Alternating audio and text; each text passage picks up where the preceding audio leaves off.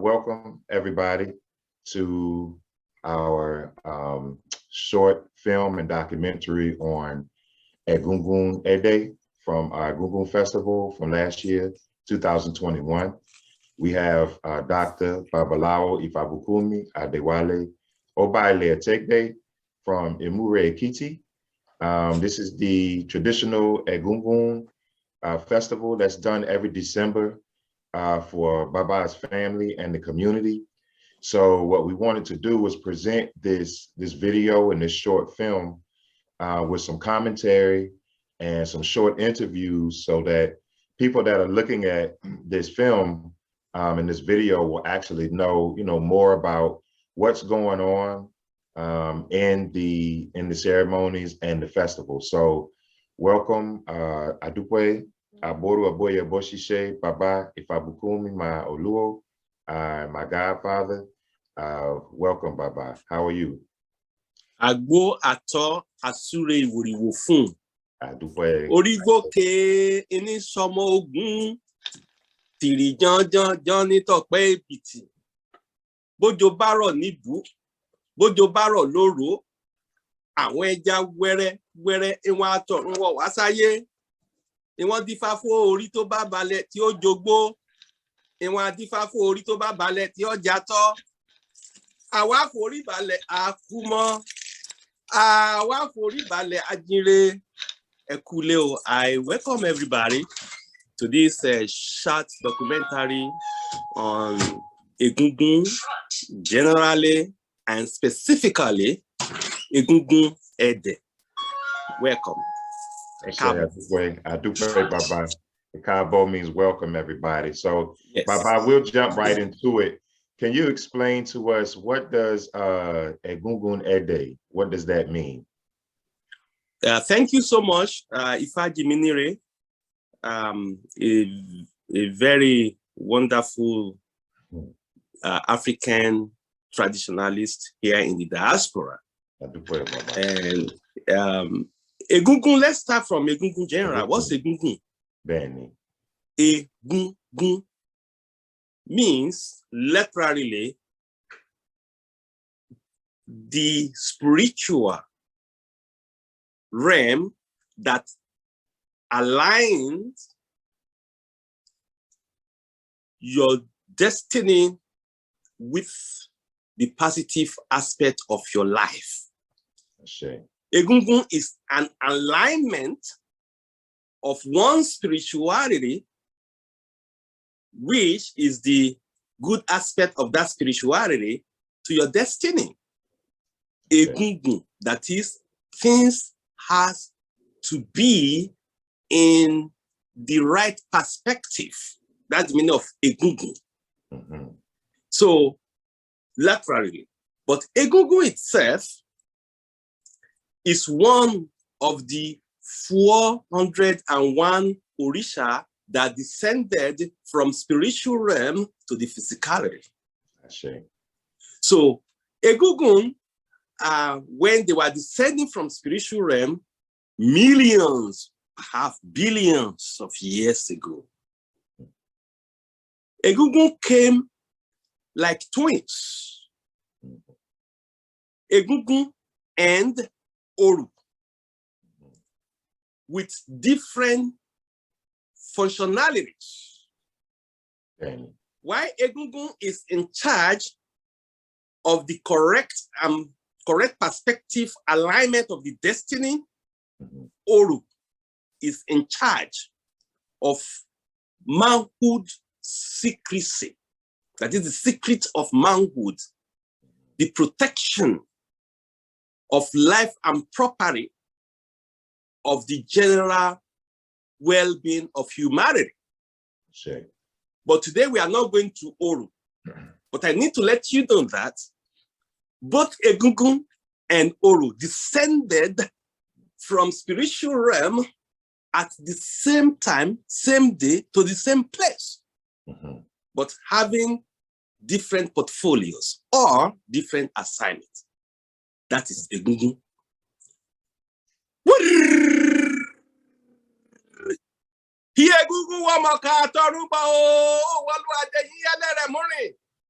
That is Egungun.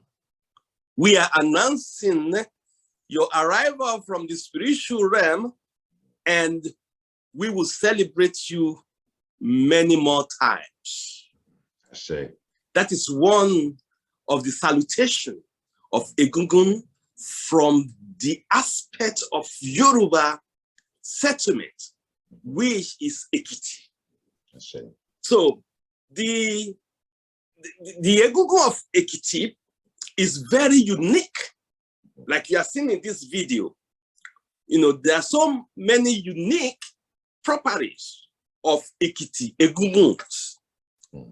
Okay, so you will see most of our Egungun in that part of the world dressing with complete regalia. What do I call complete regalia? Other Egungun from other aspects of Yoruba land mostly dress in colorful clothing, very flamboyantly. All right, that is that. But the Egungun from the Ekiti district or Ekiti state, or you know, they have that beautiful clothing regalian.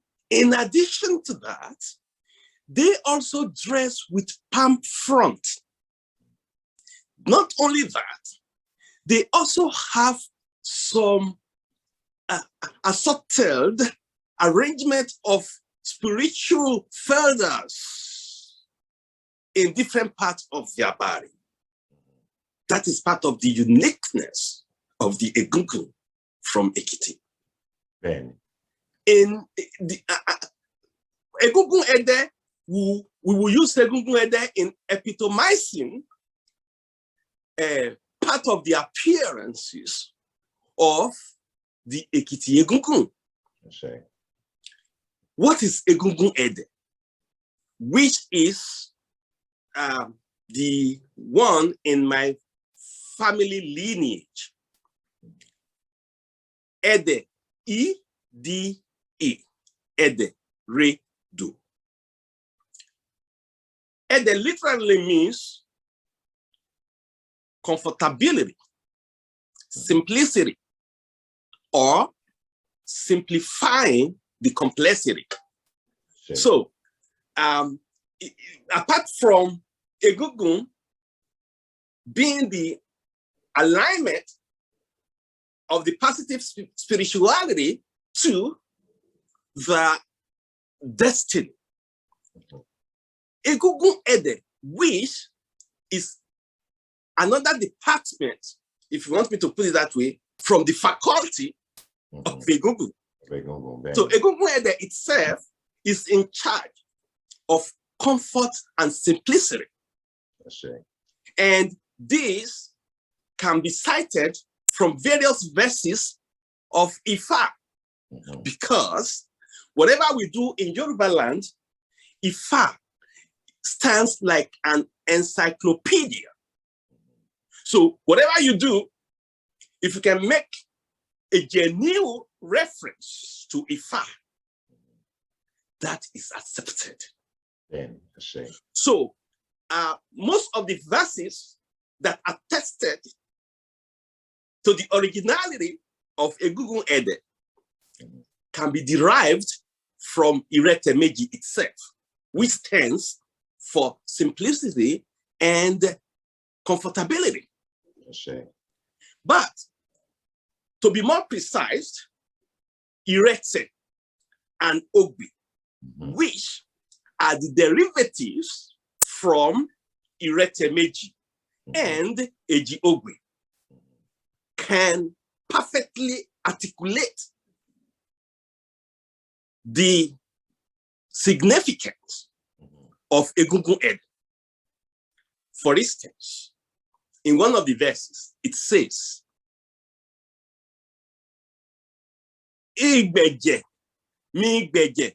Before I even go to that, I want you to appreciate the alliteration and the alliterative tenses in Yoruba land. Irete Meji can be further alliterated to be Irete, Eji, Irete, Ere, Ede, Ede. Those are the alliteration from Irete. De means soften, simplify. Ede, Ede. So that is where that name, the nomenclature of Yoruba terms were mostly focused on the specific nature of a particular subject. For instance, Ede means Igbeje. Beje is another alliteration from Ede. Igbeje, mi igbeje baba, mi agomiregun. That is, Orunmila saying it is going to be simply comfortable. And Orunmila say, yes, it is going to be comfortably simplified. Ieku meji olupere. Orunmila ni oko eku jije ni. Then I said, what if I give you 2 very healthy pieces of rat? Orunmila said, you know, that will have amounted to you wanting to eat rat.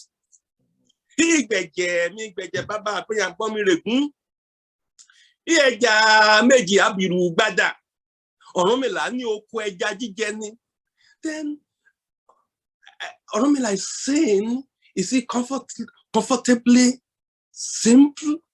I said, well, Baba, I think it's very simple and comfortable. Then Orunmila said, what will you use for the sacrifice of simplicity and comfortability? I said, okay, how about if I give you 2 very wonderful fish? Orunmila said that could have amounted to wanting to eat fish.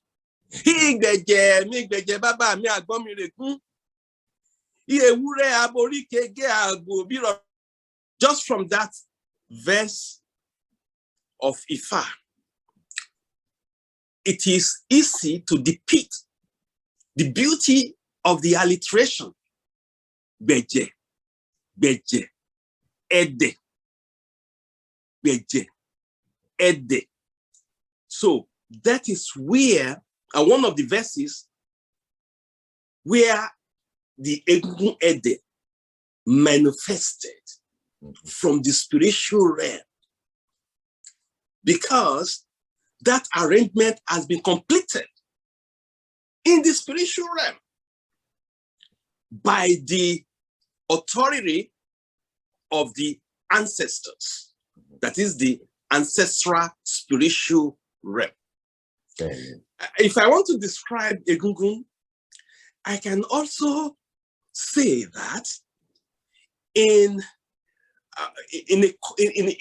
let's liken it in the educational system and college, you know. So if we have college that is called ancestral spirituality, that's the name of the college, then we're going to have a faculty in this college that is known as Egungun faculties.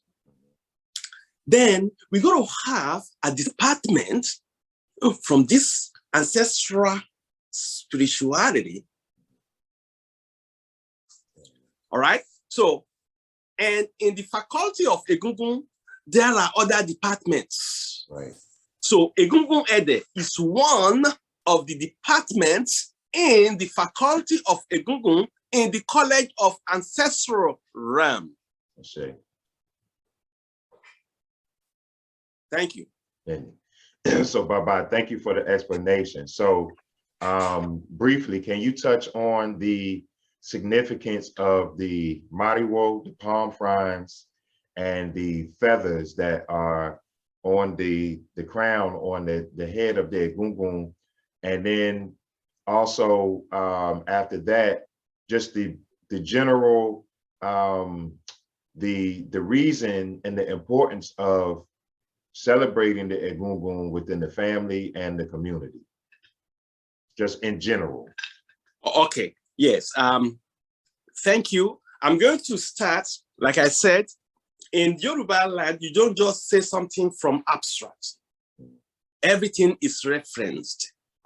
So one of the cognomens of Egungun Ede actually described the appearance of the crown of feather that is part of the regalia of Egungun Ede. You see, and this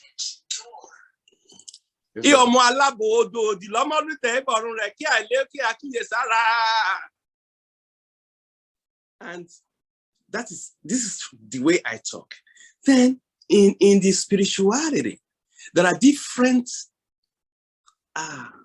tones, phonetical dialects of different orisha.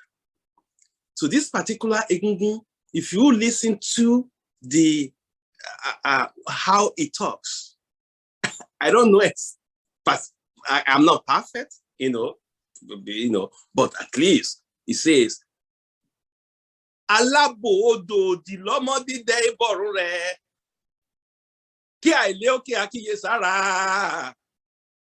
Okay, I'm saying that Olabo, which is the chief things in charge of Egungun Ede in EMURE-EKITI.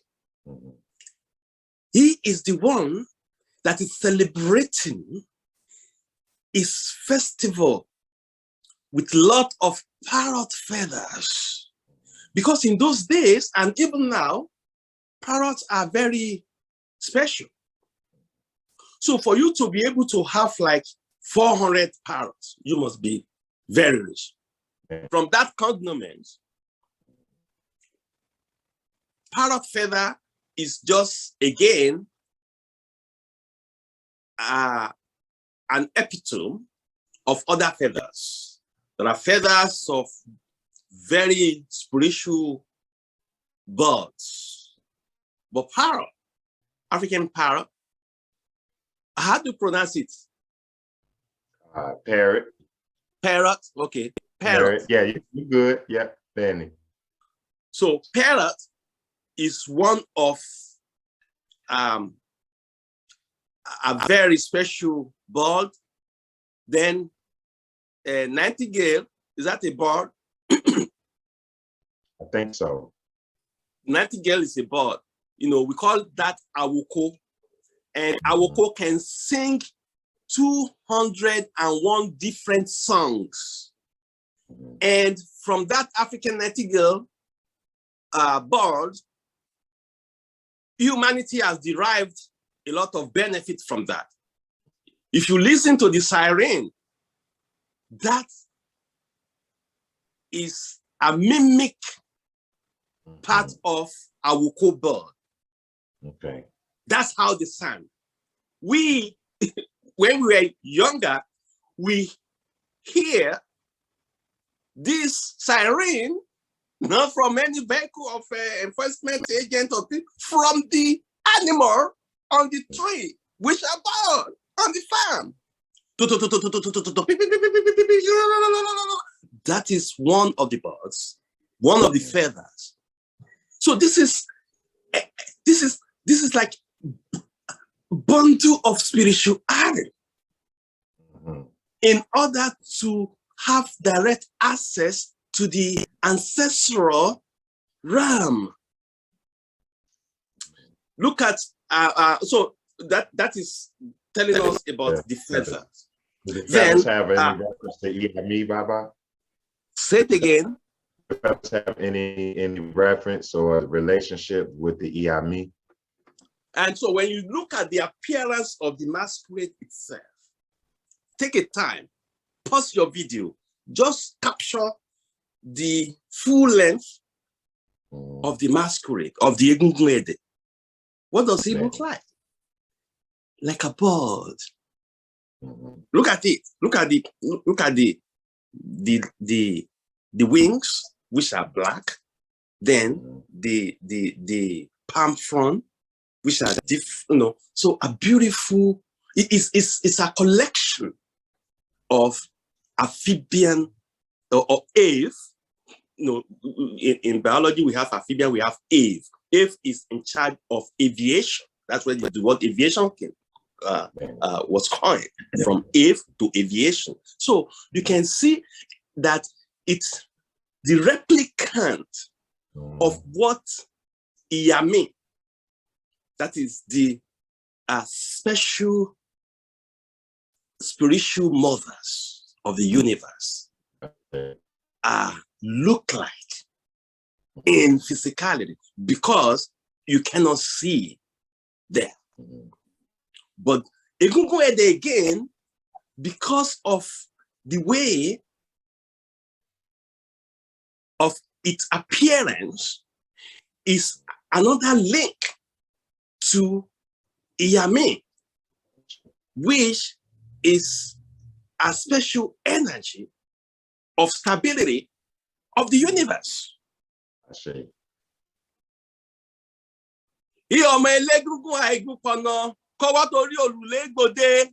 See, that's another cognate.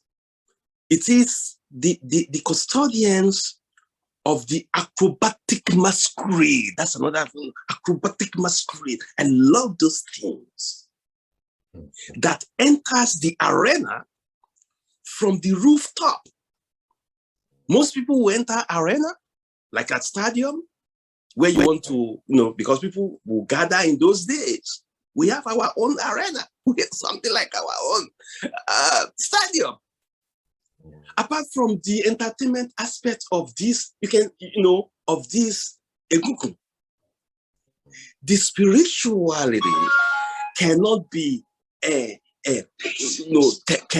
be overemphasized because it's there.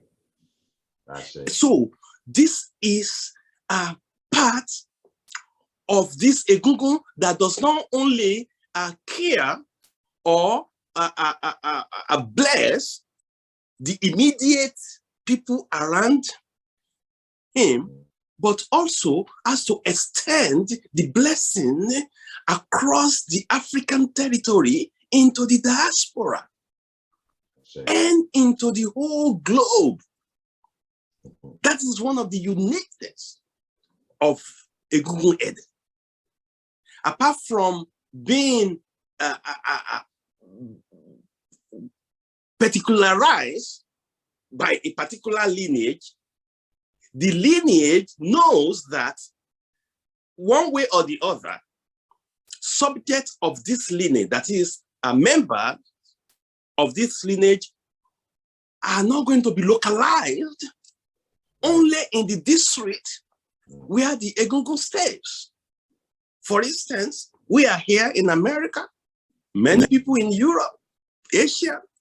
So the blessing, there's this particular blessing, a sector for everybody in the diaspora.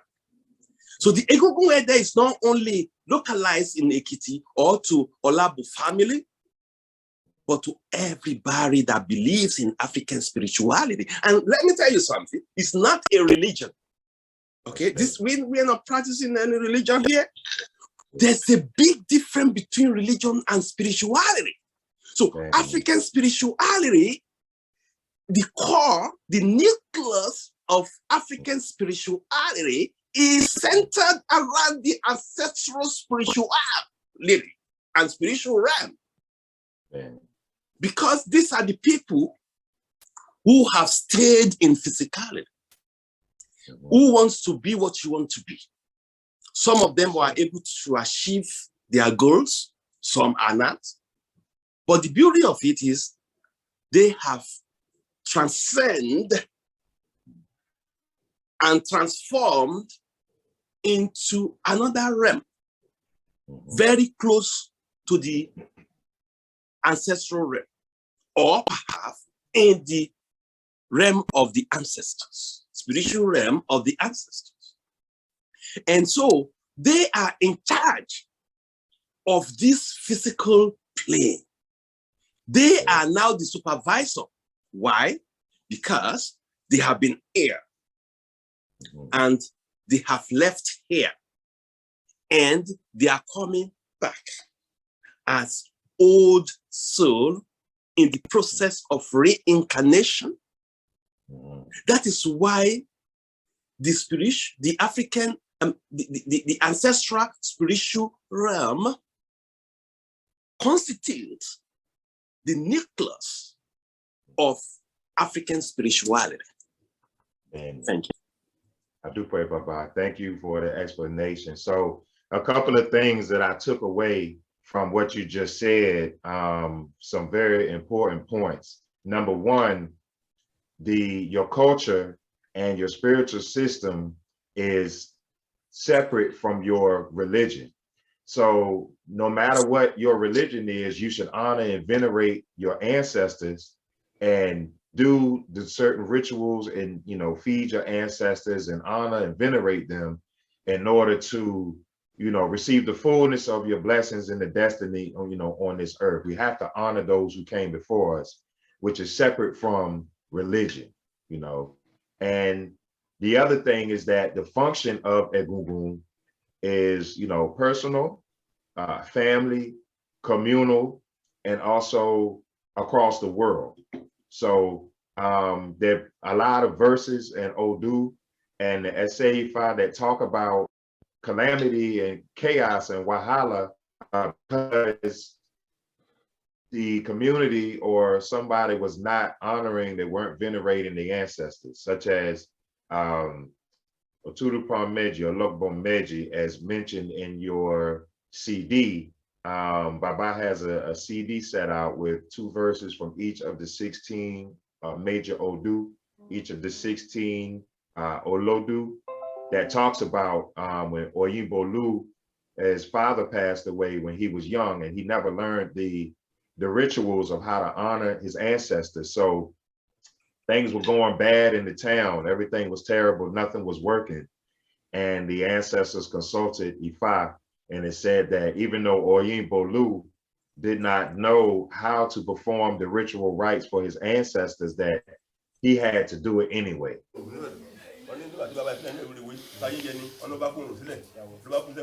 Ó ní bóyá omi là ń kọ́ta sílẹ̀ ń wò mọ̀ òṣòro ọlọ́run ẹ bá mi tó rò yìí ṣe òṣòro ọlọ́run ó ní bóyá ọtí là ń kọ́ta sílẹ̀ ń wò mọ̀ òṣòro ọlọ́run ẹ bá mi tó rò yìí ṣe òṣòro ọlọ́run ó ní bóyá iyọ̀ là ń kọ́ta sílẹ̀ ń wò mọ̀ òṣòro ọlọ́run ẹ wá bá mi tó rò yìí ṣe òṣòro ọlọ́run ó ní bóyá obì là ń kọ́ fi lélẹ̀ ń wò mọ̀ òṣòro ọlọ́run ẹ wá bá mi tó rò yìí ṣe òṣòro ọlọ́run ó ní bóyá ogbó là ń kọ́ fi lélẹ̀ ń wò mọ̀ òṣòro ọlọ́run ẹ wá bá mi tó rò yìí ṣe òṣòro ọlọ́run ó ní bóyá yàrá fi lélẹ̀ ń wò mọ̀ òṣòro ọlọ́run ẹ wá bá mi tó rò yìí ṣe òṣòro ọlọ́run ẹjọ́ ẹ̀yìn òṣòro ọlọ́run ẹ wá bá gbẹbọ yìí ẹ jẹ́ kàdúrà ọgbà o ó ní bóyá ipò làkọ́ fi lélẹ̀ ń wò mọ̀ òṣòro ọlọ́run ẹ wá bá mi tó rò yìí ṣe òṣòro ọlọ́run bàbá Dédèjì àti àwọn adigun ọ̀run gbogbo ẹ̀dá fún dábọ̀ ẹ̀ wá gbàdúrà wa yóò kẹ́ ẹ̀ gbọ́n àdúrà dúkẹ́ o ọ nítorí pé afárafóso nípa wa náà pépá ọ̀pànà ṣe àlùfáà ara jẹ́ ọ ní bá fún ọ̀nà mẹ́ta níbọ̀ kan pé tẹ́lifí fáwọn iṣẹ́ tó fẹ́ mọ́ ẹ̀kọ́ yàn lẹ́bọ̀ ọ ní kí ẹ̀yìn àdúrà bọ́ kí àdúrà ó ní ìtí ekú lẹ́bọ̀ ìtí ẹja lẹ́bọ̀ ìkìlífà ọ̀pọ̀ oṣù ó kó fúnlẹ̀ olúwa pé ó ní ìbẹ́jẹ̀ ó ní wá ti mọ lórí ayé ó ní ìbí ọmọ tó ó ní ọmọ kọ̀ǹkọ̀ tó aṣọ tó fi wẹ́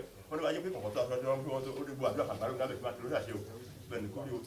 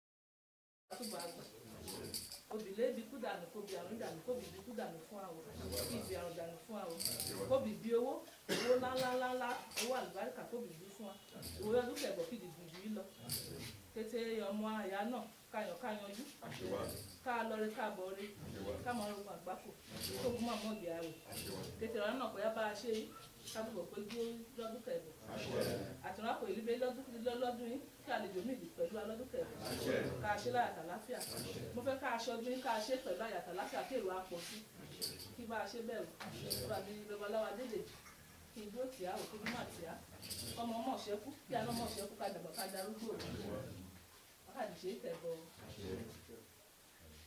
Oyè yẹmi náà àti bàbá àlàbáyé lóòjú púpọ̀ ohun láti ṣe ìlú ìwé ìmọ̀dún fámẹ́sì náà níjàmbá ní bá aláyọ̀ lóòjú púpọ̀ òjijì ọjọ́ gbogbo rẹ̀ alẹ́ òun àdúrà yàgbà ọ̀gá ìgbẹ́ níbẹ̀ náà lọ́dọ̀ àbá ṣe ìmọ̀dún àti ìlú yàgbà ọ̀rọ̀ yàtọ̀.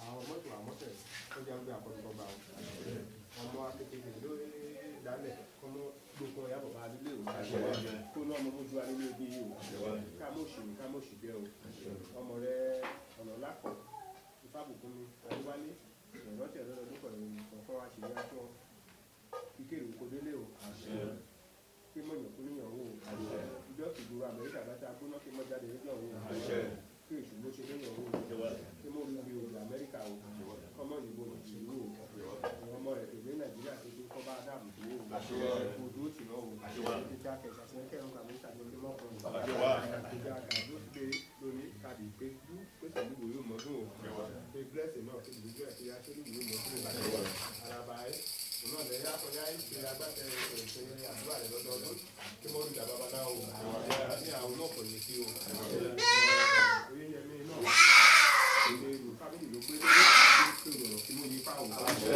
ìyá ọmọ rẹ̀ kọ́ yọjú o kí a lọ kí a bọ̀ kí wọ́n mọ owó kí wọ́n mọ fẹ̀gbé o àti bí àtẹnudẹ tí wọ́n rọ̀ ìjọ ọmọ akọ́wátá kẹ̀lé olú òyìnbó pẹ̀lú Nàìjíríà pẹ̀lú abẹ́rẹ́ ìpínlẹ̀ tó ojú títí wọ́n jáde fẹ́ o káyé mú orí fẹ́ o èmi náà fún ìgbàgbọ́ ẹ̀kẹ́rọ àdúrà tí wọ́n kọ́ o òwe àmọ́ tó fún mi padà yàtọ̀ gbàdúrà lẹ́yìn ọmọ mi kọ́yọ̀kọ́yọ̀ ojú o ibi kẹ̀tọ́ akósí ọ̀hásílẹ̀ ìjọba àti ti láti jọ ẹ̀kọ́ gba apá lọ́dún yìí o ọ̀nẹ́bá ti gbógun tìyá gbogbo ọ̀rẹ́ kọ́ bá gbógun tì yìí o kọ́ bá fẹ̀ lójijì o káyà mi kí ló kó òjijì o kí ló kó àtọ́jọ́ o kí ọ̀nà ló kó òjijì kan kó àtọ́jọ́ o kí èso ọdún fà mú lọ́ọ̀mí kí èso afẹ́ kí èso asọ́mọ o kí èso afẹ́ ìtúbalẹ̀ ọ̀rọ̀ ẹ̀yàn ọ̀gá mi tó máa tẹ̀lé gbé náà kọ̀ bá tọ́jú olórí rẹ̀ kọba lọ́ra ẹ̀mí tó ọ̀hún àwọn àtọ̀gá ní sílẹ̀ àtọmọ àtàyà kọ́ dàbò rẹ̀ lọ́ òun ojú kò ní ó wá lóògùn fún lọ́rùn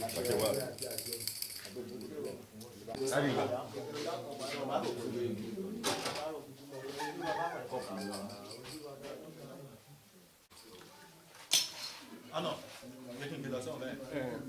Kọ́ àjọ ẹran ló yàrá.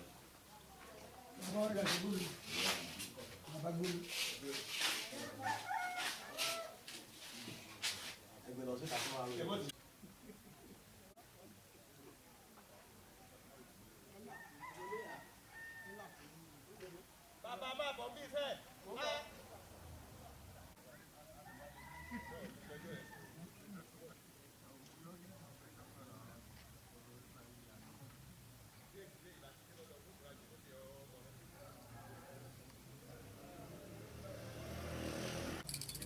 ohun ìbà olúgbó inú igbó ìbà olúgbó ilé ọ̀dọ̀ ìbà ohun ọ̀dọ̀ ìbàgbò ìbà tó fún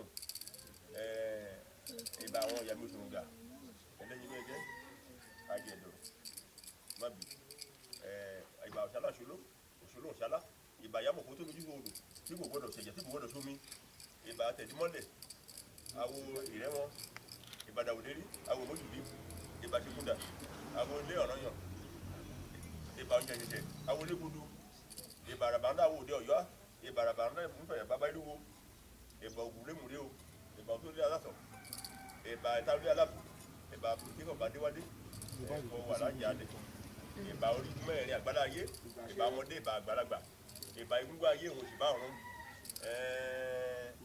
ìbà orí sáà mẹ́ta ìpàdé ọ̀run ìbà alákọ̀ọ́kọ́ sí ìdòkúlé ayé lónìí ìbà alákọ̀ọ́dé àtúgbà wọlé àdúgbò lẹ́sẹ̀ ẹ̀wò ọ̀ní òdìjọ́ gan la dáfàlẹ́ adó ọ̀kọ̀jọ́ wọn lágbàgbọ̀ lágbàgbọ̀ lábẹ́lẹ́fẹ̀ ọjọ́ méje òní wọn la gbóhùn alájogun ọ̀nà dípá fún ọ̀rọ̀ mẹ́ta nígbà kan fún wọn ní báfá ṣe lóòtú pẹ̀lú mọ́ ọdíṣe lájá rí wọn igbó ṣe ládá tẹ̀lé jẹ́ àìtàn ṣe ládá gbòdò jẹ́ lẹ́kọ̀ọ́ ó ní gbogbo burúkú pátákó àfẹ́ ṣe kọ́ndárì èjìyà o gbogbo burúkú wọn fẹ́ wá sórí ọmọ adéwálé ní ọ̀bàdà kọ́ndárì èjìyà gbogbo abẹ tí máa búyọ ẹ̀rọ àpò bá tó fún wọn ní bá a ṣe wọn jẹ́ kọjá ná jẹ́ kíníkan kí n gbọ́ rẹ̀ wọ́n fẹ́ bẹ̀ tí máa wọ́n ọkọ̀ wọn máa fẹ́ bá a lò káàdì bá ti ṣe o káàdì ọ̀nà gbogbo àwọn wọn ní ìbá ẹ̀fọn tó fún lóyè fún náà aṣọ fún ìfún lóríṣà ìbàlá kò ní jẹ́ o kí àtọ́ àkẹ́ ìgbà o àti àtọ́ lórí àbá adéfẹ́ bá tó gé bùsà látọ̀dún kàkí ṣe alọ́tẹ́lẹ́bẹ̀ alóòtútùlẹ́bẹ̀ alóbì alórógbó alépo aléyọ̀ ayámúṣe kọ̀nà kéde làfún wa ìyẹn ajogun ọ̀run dákúndàbọ̀ kẹ́ bá gbẹ́bọ̀ ọmọkẹ́ máa lọ sọ̀rọ̀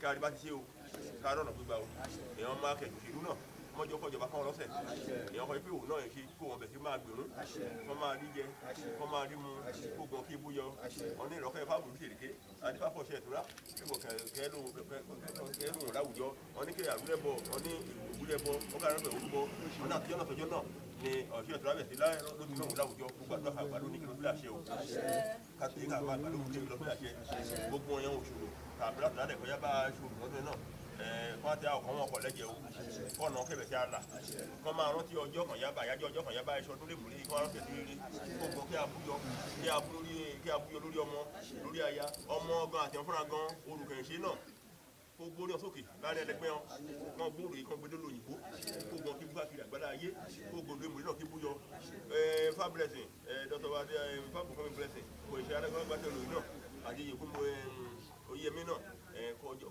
inú oníkan tẹ máa mẹ́ ó wọ́n jọ sìnkú ọmọ wọ́n jọ gbógbóró ara wọn wọ́n jọ gbógbóró ọkọ wọ́n jọ gbógbóró aya kọ́nà kẹlà fún wọn ọ̀nà ìbú adéwálé àti ẹ̀gbọ́n mi náà gómà ìgbóyà mọ̀ sí kọ́nà kẹlà fún gbogbo ẹ̀dọ́gẹ́ abúyọ kórè mọ́ bàjẹ́ lọ́wọ́ tá kí lè mọ̀ ní kí sojú rẹ̀ ẹni orí ló fi á ṣe mọ̀ jáde yẹn yìí o gbogbo àwọn mọ̀lẹ́bí a gbogbo àwọn ọmọ awọ àlóyìnbó àdìgẹ́ nàìjíríà àti ọmọ níbi àpátákó bẹ̀rẹ̀ látòrí baba adémọ́lá àti àbúrò rẹ̀ àti gbogbo wọn kan wà níbi kan fara ìjọ sí jẹ́kọ̀nà là fún un ilé ní kò jẹ́ kọ́yadé abá wọn èèyàn kẹ̀kẹ́ ìjọba lára wọn mọ́jọ́ kọjọba fún ọlọ́sẹ̀ ààrẹ lẹ́sẹ̀ ayédè ó dẹgẹ́ mọ́jọ́ bọ́sájí ni pé mọ́jọ́ ọjọ́ sí abúlé nípa mọ́jọ́ ọjọ́ sí àrẹ́kọ̀ múyàn ṣe yahoo èèyàn ọmọbìnrin aná gan ojú wòrò kó gbá náà kọ́mọ bọ́ sọ èèyàn ọmọ ní yahoo kan mọ́ oṣù pé ó ọpọlọ pípé máa fún wọn èyí kẹ̀kẹ́ ọ jẹ́ gbogbo rẹ̀ kí bú yọ kọ́mọṣẹ́ nìjẹ́lẹ́gbẹ́ yòókù kí lè wú kí ṣojú wa ká fẹ́ láyé o nípa lẹ́yìn ẹ̀wẹ́ o ìfá ní oní gbogbo mo ṣe dé ọ́nì ìṣẹ̀lẹ̀ mọ́ṣẹ́ wọ̀lú ọ́nì oníbùjú bá kán kékeré rẹ̀ kí àrùsọ̀rùn ọ́nì adúpá fún ọ̀rọ̀ mẹ́ta pẹ̀tàn níjọ́ fọ́gbẹ́ mẹ́ta ọdọ́dún méje láyé ọ́nì kẹ́ àrúlẹ́bọ kẹ́ àtìlérù ọ́nì ìdí ikú lẹ́bọ ìtẹ́ ẹja lẹ́bọ ìgbìfà ọkọ̀ èṣù ọ́n tó lọ́pọ̀lọpọ̀ òkun ìfẹ́ òrùbà rú pé ọ́nì kí rúbọ abá ọṣẹ ìṣọ́kọ̀lọpọ̀lọpọ̀ akọ òkúta okun ìfẹ́ òrùbà rú pé ọlúwẹ̀ ọkọ̀wẹ̀ mọ́ òrùbà rú ọ́nì ìṣọ̀rọ̀ àti ilé ayé tán lọ́bẹ̀ tí tó lọ́nà kẹ́sùn ọ̀ṣẹ́ bẹ́ẹ̀ ni mo bí àwọn ayíkú ọ̀hún ayíkú ọmọ lọ́ta bẹ́ẹ̀ ni àjòkú lọ bá lòdùmarè wọ́n ní ìwé lòdùmarè wọ́n ní kó bá rọrùn mìíràn ní ṣe léṣe túrà gbẹ̀rú ayé wọ́n ti gbọ́ fún wa lọ ẹlẹ́ẹ̀kejì wọ́n di apá burúkú wọ́n di apá mọ́ràn mìíràn olódùmarè fún wa lọ ọdẹ lẹ́kẹta wọ́n ní ìwọ lòdùn wọ́n ní kábíyèsí èdè o wọ́n ní kó bá rọrùn mílà gan lẹ́sìn yóò ti yẹ ti gbéra lódùmarè gan bẹ́ẹ̀ olódùmarè ọba kejòwú ni ẹfẹ́ kan lòdùmarè àpẹẹrẹ lọ́rùn ó lè ní gan lọ́jọ́ kúrò pé ẹ̀bẹ̀ nípa tó pé irú ẹ̀bá máa gbé ní wọ́n ní àdúrà kì í gbé nìyàn ó ní kì í gbẹ́kẹ̀ yàn ẹ̀sìn bàbá mi ní àdúṣẹ́gun àdúrẹ́sìgun làkúbà lẹ́sẹ̀ ọba àdìsá wọn níbẹ̀ ni ìṣúpa àdàdàn ọmọ fẹ́rẹ́ bàtọ̀ wọn ní wọn ọ̀rọ̀ mẹ́ta ó ní kókó lọ́jọ́ abá ọṣẹ àbíkà ọkọ̀tà kó sí ọbẹ̀ sákó lọ́jọ́ ìyàn burúkú máa ń bọ̀ ifá débi kó máa fa náà kò wọ́n pé ibi lọ́ba sóyà yé wòlé máa bí ibi sálẹ̀ dé ọ̀run bọ̀kàn débẹ̀ lóòótọ́ náà ọ̀yá bá ọ̀rọ̀ mẹ́ta bí wọ́n tẹ́ làágùn wọ́n ti jẹ́ fún pé lódùmarè pé àkúrò lọ́jọ́ kúrò pé ikọ́ bá ń kú fún àbá àdìsàtìká pé ebi lọ́ba sóyà yé pé olódùmarè tẹ̀ká mọ̀ pé òun yàgbé bí asọ́run pẹ́ẹ́lú bọ̀ yàbá jẹ náà kó tó wà ìyàn ọjọ́ burúkú wọn fi ọkọ̀ ìyá ó ṣe ṣe ẹ̀jẹ̀ náà ọba àdàdo lọ́mọ ìyàn lọ́ba bẹ̀bẹ̀ ọjọ́ náà lọ́dùmarè fún fún ojú orílẹ̀ bọ́ọ̀lù ìbàdí bọ́ọ̀lù fún ojú orílẹ̀ bẹ́ẹ̀ là pé bí aníṣẹ́ kú ọ̀yá gbọ́mọ̀ rẹ̀ Yagbọ́mọ̀ rẹ̀. Akèrè ní òyìnbó àtẹkẹ ló dálé àtẹkẹ. Akèrè òkú alẹ́. Akèrè òkú alẹ́ o. Kété ọ̀nàrẹ́bù wa náà àtọ́jọ́jẹ́ mi kò tún gbé yìí ṣe òun ló tún gbé yìí ṣe lọ́dọọdún. Lágbára Ọlọ́run ẹ̀fún wa sọmọ rẹ̀. Láti jẹ́ kàánú àṣeyẹ àkàlẹ́ bẹ́ẹ̀ ni ibi kò ní tó. Kété akèlígbé náà kàn bá aṣọ tó lọ́dọọdún kété ọ̀la lójú àyè o. Ètùtù àpamọ́ o. Kété ọ̀la dàgbà. Ilé oníkálukú adá kàrí jẹ́ kàrí mu. Kété fámẹ́sì náà kọ̀ ìṣe ọdún lọ́dọọdún. Lágbára lọ akérò oko délé o. Ẹ̀sùn aṣọ ọmọ rẹ̀ o. Ẹ̀sùn aṣọ aya rẹ̀ o. Ilé àríjẹ́ kàrí mu. Òjò olóògùn náà. Ẹ̀sùn aṣẹ́ o. Ilé àṣàbá náà kalẹ́ wà bá náà lórí. Ẹ̀sùn kọ̀ọ̀kan nìyẹn dàgbà lábẹ́tẹ̀. Ọlọ́rọ́bù náà kò ní túbé ṣe. Àti bàbá àràbà ẹ̀ náà àṣàbá kalẹ́ o. Kìtàn láríjẹ kàrí mu o. Èṣù kàṣíá o. Agbolé àtúbọ̀bá àgbòrò. Àríjẹ àrímu síbẹ̀ o. Èṣù kú àpọ̀mọ́ o. Ọba aṣọ oríire o. Àdúrà kété lágbà kété látọ̀bá abé náà lówó ìmọ̀dún àdàjù ilé abé. Èṣù àṣẹ yìí o.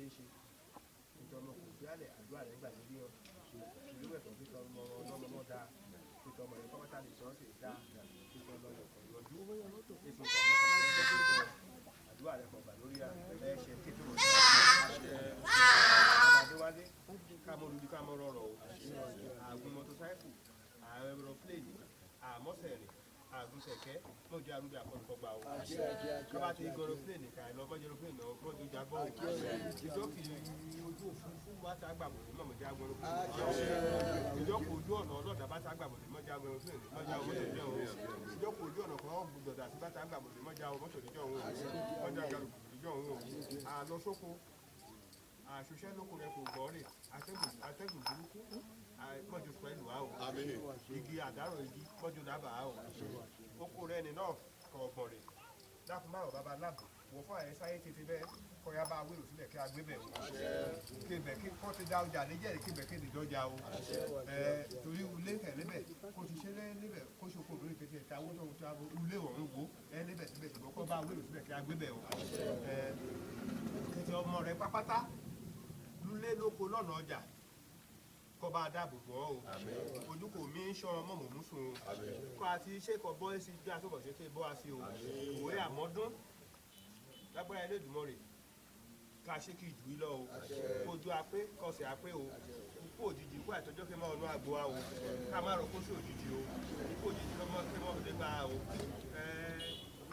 oyè yẹmí ọ̀sáyẹ́ká lọ́sàn ọ̀sáyẹ́ká lórí ti fámìlì mọ́jú sáfù o a ò mọ́tò lọ́sàn mọ́jú mọ́tò ẹ̀kọ́ lólu bí o a ò lóru mọ́jú ẹ̀kọ́ lólu bí o olóòjijì mọ́jú sọ̀rọ̀ nínú mọ́tò wá sí ọ o àárín a ṣe kété bí wá sí lọ kọba mọ́jú rẹ̀ kọ́ bá a sọ káyé mọ́ olórí rẹ̀ o kí mọ́rùjà babalá o kí mọ́rùjà léegun o eégún ẹ̀dẹ̀ náà mo fúnra rẹ̀ ìjọ òkú rẹ̀ lọ́dà iye èkú èṣe kí mọ́rùjà eléégún o ìyọ́ ọmọ rẹ̀ kọ́mọ́ kábàámọ̀ o àràbà ẹ̀ lọ́dọ̀ rẹ bẹ́ẹ̀ mo làràbà kété múre mọ̀mọ́jú olú bàbá bẹ́ẹ̀ wọlá o kọ́ ti rìn ẹ̀yọ́ èdè láti wáṣẹ̀ kọ́ lọ́ba nínú ìfẹ́ fojú kọ́ bàbá náà kọ́ bá àfàṣẹ ọ̀tọ́ rẹ̀ àràbà ẹ̀ kọ́ gbọ́rọ́kọ rẹ̀ ní kété Nàìjíríà kọ́ gbọ́rọ́kọ rẹ̀ ní kété àgbáyé o wọ̀nyá défálẹ́fẹ̀ bẹ́ẹ̀ wẹ̀dífálẹ́ kété bí mọ̀mọ́ ṣe fájá o wẹ́ àṣefájá o lórúkọ babaláàbò inú ọ̀run gbàdúrà yọ ìdìbò ṣédèkẹ́ ẹ̀ẹ́dẹ́wẹ̀ wọ́n náà yá tẹ́ o babadìjì náà ṣé ẹ̀ẹ́dẹ́ wọ́n náà yá tẹ́ o ipa blessing ọdọọdún lẹ́yìn àsìgbè ìkọ̀yà ìgbàlódé àìfọ́ ọdọọdún lẹ́yìn tó ẹ̀nọ́ra torí ti ẹ̀gbọ́n àtàbúrò rẹ̀ mọ̀mọ́ ojú ṣì ni o Amẹ́ríkà kẹ̀ ọlọ́run mọ́jú ṣẹlẹ̀ sí o ibi kẹ̀ àdúgbò o tètè ọmọ rẹ̀ pápátá kọ̀ọ̀yànjú o kó òjijì kó àtijọ́ kí mọ̀mọ́ tán sí wọn o a kò wálé mọ̀mọ́ jẹ́ lóṣèlú mọ́jú jábọ́lò ojoojúmọ́ dé ìfòlù Amẹ́ríkà rẹ̀ á kò dé Atlanta lọ sí Washington lọ sí New York á lọ sí New Zealand kó tẹ ikú káàkiri lé ní ìjọkọ̀ ojú ọ̀run ní bàtà òfurufú bàtà àgbèbọ̀dì mọ̀jú gbọ́ ọ̀run níjọ́ wọ́n bá kú bẹ́ẹ̀ kí ọdún pléèdì kékeré kan ṣẹlẹ̀ kí padà kí lé kí bọ́bọ́ ọ̀run pléèdì níjọ́ ìyá ọmọ rẹ̀ kété náà ọmọ ẹ̀gbọ́n rẹ̀ kété kan ìgbọ́n aeroplane lójoojúmọ́ ọ̀rọ̀ ibẹ̀ lójú aeroplane bẹ́ẹ̀ ká tẹ́ sọ̀rọ̀ ẹ̀ mọ̀jọ́ aeroplane mọ́jọ jábọ́ lójú òfurufú mọ́jọ gbàbọ̀dì mọ́ o alẹ̀ mọ́jọ gbàbọ̀dì mọ́ o atẹ́gùn kẹfẹ́ látò fún bí a ṣe mọ́jọ gbàbọ̀dì mọ́ a alẹ̀ gan kàyà lórí di kàyà mọ́jọ gbàbọ̀dì mọ́ a alẹ̀ mùrè mọ́jọ gbàbọ̀dì mọ́ a ọmọ bàbá làásù ọmọ bàbá sàṣẹrẹ òjò kọ bá dáàbò rẹ bò wọn o kọmọ kúkú òjijì o káàbọ àtúbọ adé o èmi náà pẹ gbàdúrà kò ṣe mí náà mú kíní iná lọ́dọọdún iná òjò ìṣiṣẹ́ jẹ́ o lédè pẹ àìsí kan ṣe mí bẹ́ẹ̀ ló láti bẹ̀ ẹ̀ lọ́wọ́ ìṣẹ̀lẹ̀ ṣẹlẹ̀ sí ilé bẹ́ẹ̀ o ilé náà mọ̀ òjò lójijì o èyí ó kà mú ṣe kà mú dulé tuntun ọmọ ìyá pèsè rẹ fún wa o lẹ́ẹ̀kan sí oko rẹ̀ nì bá sáyẹ́ǹsì ti bẹ́ẹ̀ kọ́ bá wéèrè pé agbébẹ̀ o kébẹ̀ mọ́ dahoro kéèjì mọ́ fàbó mọ́mọ́dún náà ojú mọ́jú yọ ní oko rẹ̀ ọ̀hún o. ọdún kọjá mo yá sí ẹ̀fọ́ kí wọ́n lè ṣe wọ́n fi èmi mẹ́wọ́ wọ́n máa gbógun wá mo gbógun kọ ní débẹ̀ o mo gbàdúrà mi mo ìfẹ́ jẹ́jẹ́ fọ́ ìwòye ọdún kẹ̀dọ̀ kí mi gbé mọ́tò ara mi kí mi fi asúlé dé kí mi gbé mọ́tò ara mi asúlé dé kí mi mú mọ́tò aṣèṣẹ̀lẹ̀ kí mi alọ kí mi abù kí mọ́ dìbò ọ̀kadà mọ́ ẹ̀gbọ́n mi fábílẹ̀sì náà kì í ṣe gbátẹ̀rù ọdún yìí mọ́ọ̀dù ṣiṣẹ́ o mọ́ọ̀dù ṣìjẹ́ mọ́ọ̀dù ṣìjẹ́ mọ́ọ̀dù ayé bínú rẹ̀ mọ́ọ̀dù tẹ́jú rẹ̀ mọ́lẹ̀ rẹ̀ èèfò ló furufú ẹ̀wọ̀kọ̀ mọ́ọ̀dù ní ásídẹ̀ǹtì kí a lóore kí a bọ̀rẹ̀ o àbámi ara bàbá mi bá mi kékeré mi ìṣèkò tí ń ṣe sí iṣẹ́ ẹ̀dùn mi nínú mọ́ọ̀dù ayé bínú rẹ̀ mọ́ọ̀dù rí kò dìdì lórí ọmọ mọ́ọ̀dù ogun kù lórí aya mọ́ọ̀dù ogun kù dìdì lórí ara rẹ̀ iṣẹ́ kan lọ́n bá ti parí òun kò gbé ẹ̀hún iṣẹ́ kan lọ́n ti parí tán òun kò gbé ẹ̀hún iṣẹ́ kàmúlẹ̀ èèyàn lákàmúlẹ̀ ní gbígbà nǹkan náà gbé ẹ̀hún èmi náà yẹ kú lọ́lábò kí mi alọ́rẹ́ kí mi àbọ̀ rẹ̀ mọ́ọ̀dù mi ṣì jẹ́ mọ́ọ̀dù mi ṣì èmi náà ìjáwé náà ẹ̀ ṣe ojú àṣẹ sí mi lára pété iṣẹ́ kan lọ́n bá ti parí tán kí mi àṣẹ kí a jẹ́ fún mi.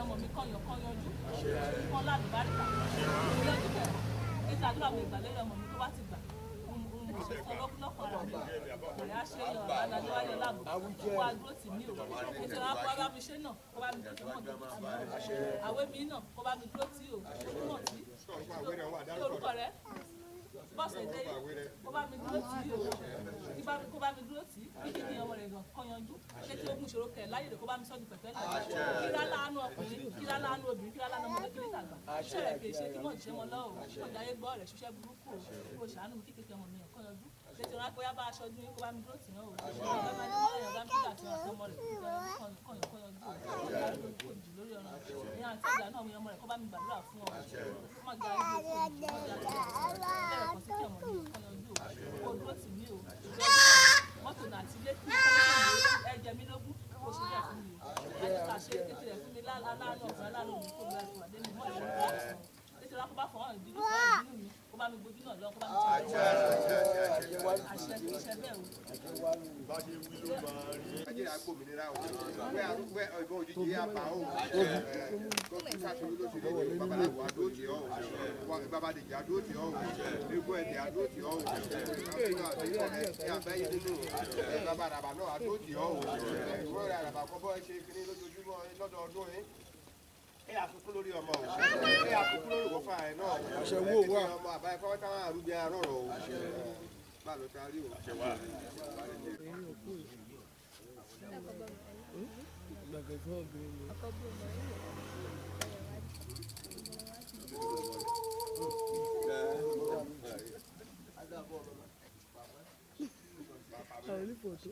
Guardamone, we are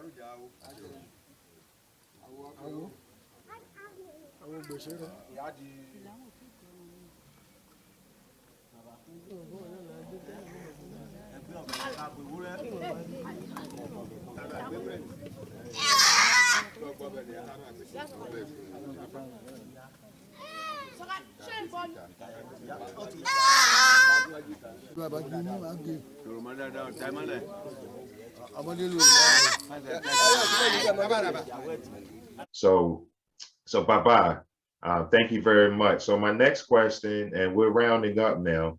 So the young lady, the woman that you'll see in the video, could you just quickly explain who she is and what her role is and her function? So I know over here in the diaspora, we would call her Iya Agan, which is one of the female custodians of Egungun. But can you explain about the Iya in the video? Okay, thank you. You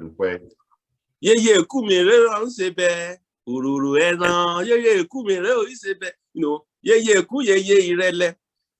there are so many songs that are composed for Yeye Eku. I say Yeye Eku and Okon in EMURE, in the lineage, in Olabo lineage, we have Okon, that is the male custodian of the Egungun. So the feminine aspect of that office goes to Yeye Eku, which technically she is the female custodian of Egungun. She has been inducted into that office to be able to take, to represent the mothers in some of the supplications where it is deemed necessary. So Yeye Eku is selected by series of processes. Mostly, she will be a full generic member of that family. So the young lady you are viewing in this video, she is the custodian of the Egungun that represents the feminine aspect, that is the female representative of the Egungun. In some, like I said, in some other department of faculty of Egungun in the College of Ancestral Spiritual Realm, the same office is also known as Iya Agan. Iya Agan, which is saying the same thing. That is the female representative or custodian of that particular masquerade. So it is almost the same role everywhere, but the names are different in unique and also unique to specific Egungun. So I'm going to say that Egungun are species specific. That is a particular Egungun with Iya Agan or Yeye Eku or Yeye Irele. That's another word that you, if you listen carefully to what the Egungun says, Yeye Eku, Yeye Irele. Irele is another Orisha, which has been forgotten. I mean, some people have forgotten that, but it is highly celebrated in our lineage. Udi and Irete, Look at that again. Look at the rete coming up again. Ìrẹ̀lẹ̀. Ìrẹ̀lẹ̀. Ó ní ìrẹ̀lẹ̀ ní ọ̀pá dandan. Ìrẹ̀lẹ̀ ní ọ̀pá dandan. Ẹni tá a kọ́ nífá tí ń fojú di ni ènìyàn tá a fọ̀nà hàn tó wá tún ṣèké sí ni. Ìrẹ̀lẹ̀ ní ọ̀pá dandan. That is an orisha. Ìrẹ̀lẹ̀ is the orisha that supervise or that hold the oath of faithfulness between a teacher and a student. So if the teacher is not acting properly, Ìrẹ̀lẹ̀ has the authority to punish such teacher. And if the student is acting up against the teacher, same way, Ìrẹ̀lẹ̀ is that orisha that is in charge of the judgment.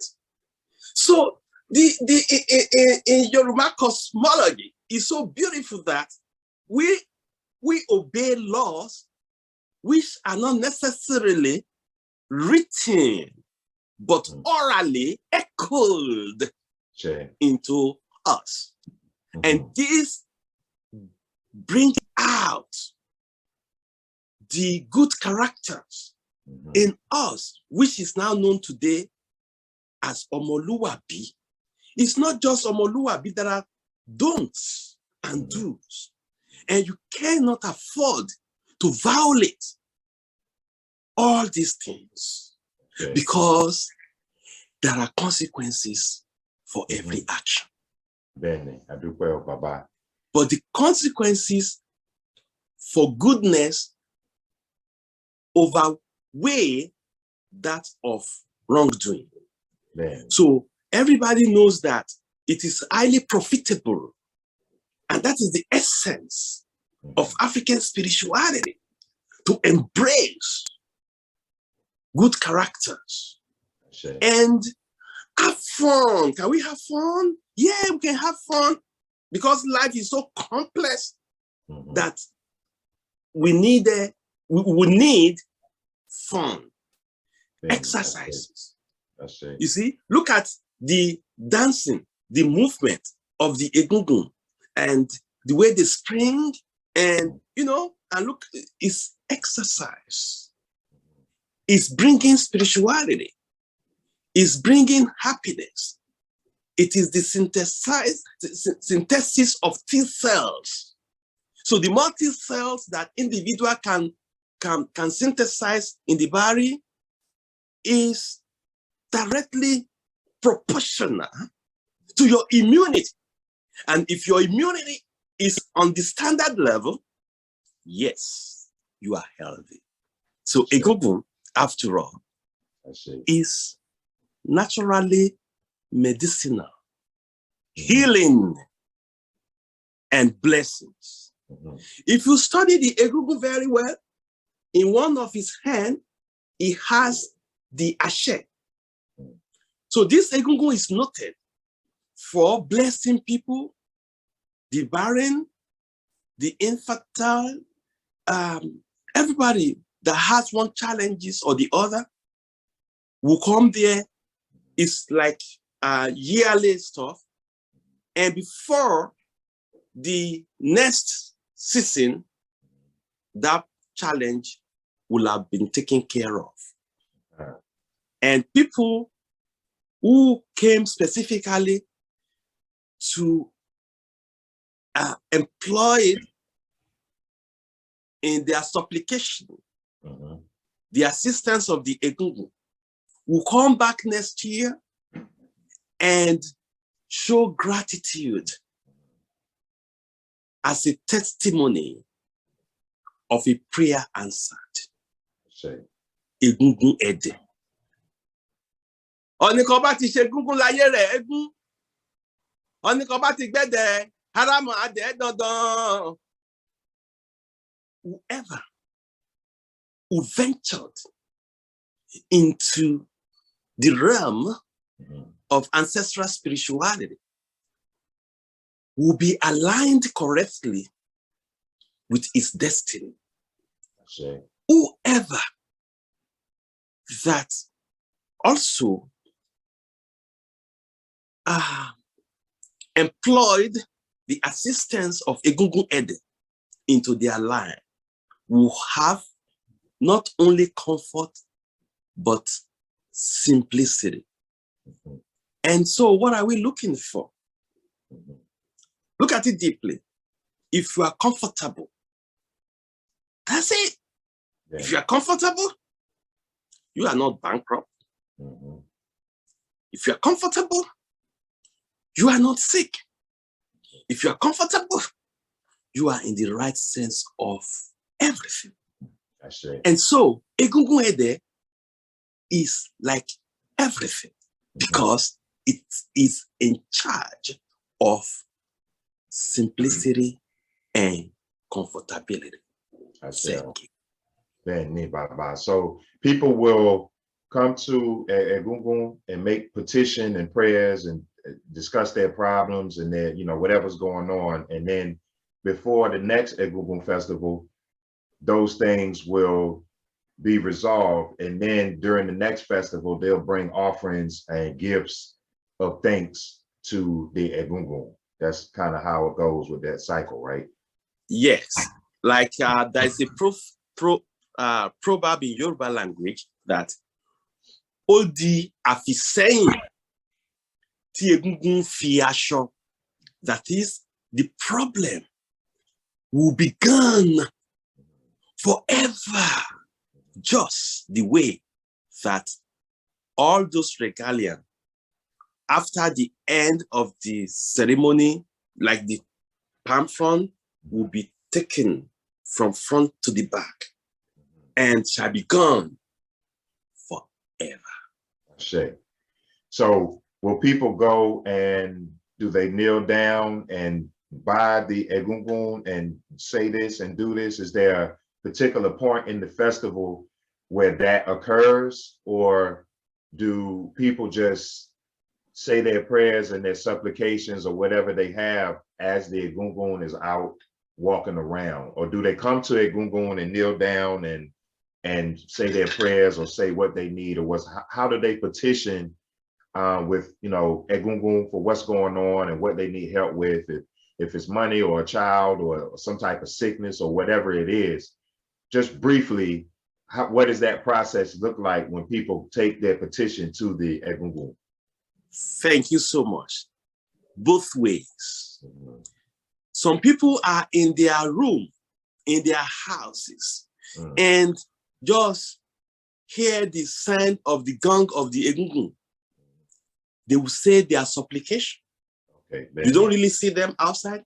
Man. Some people who are opportuned to be physically present during this festival will come to the Egungun. The ladies will have to kneel down, backing the Egungun, not facing the Egungun. Okay, so last 2 years when we did the Egungun, we float the video. Some people in diaspora, even after the festival has gone, but just watching the same video, the lady asks for what they need, wanting to solve their problem, and on their video, kneel down, face the opposite way of their video, and made their supplication. And I received messages that their problem had been solved. So it's not only when you are there, there is this spiritual ripples that generate resonance. When the gong, sound, the sound of the gong is capable of generating positive spiritual resonance that is capable of healing. So it's not, it's just, you don't have to be there physically before you are blessed. You can say you can present your petition what you need to know is to hear the gong, that is the sound, which wherever it is, because last 2 years now we started taking care of the diaspora. So more importantly, after that testimony.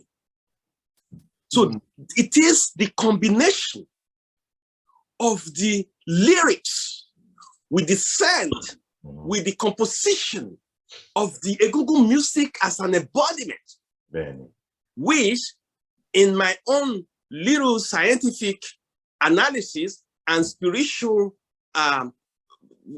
editing of what happened to that lady from Europe, that sound is capable of generation of spiritual resonance. And if you see in Ofunsa, Ofun and Osa, the significance of palm front can be seen in many of the verses of Ofunsa Alefun, Osunsa Alosun,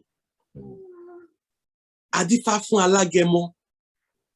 So Alagemo tajode maruwo ye maruwo.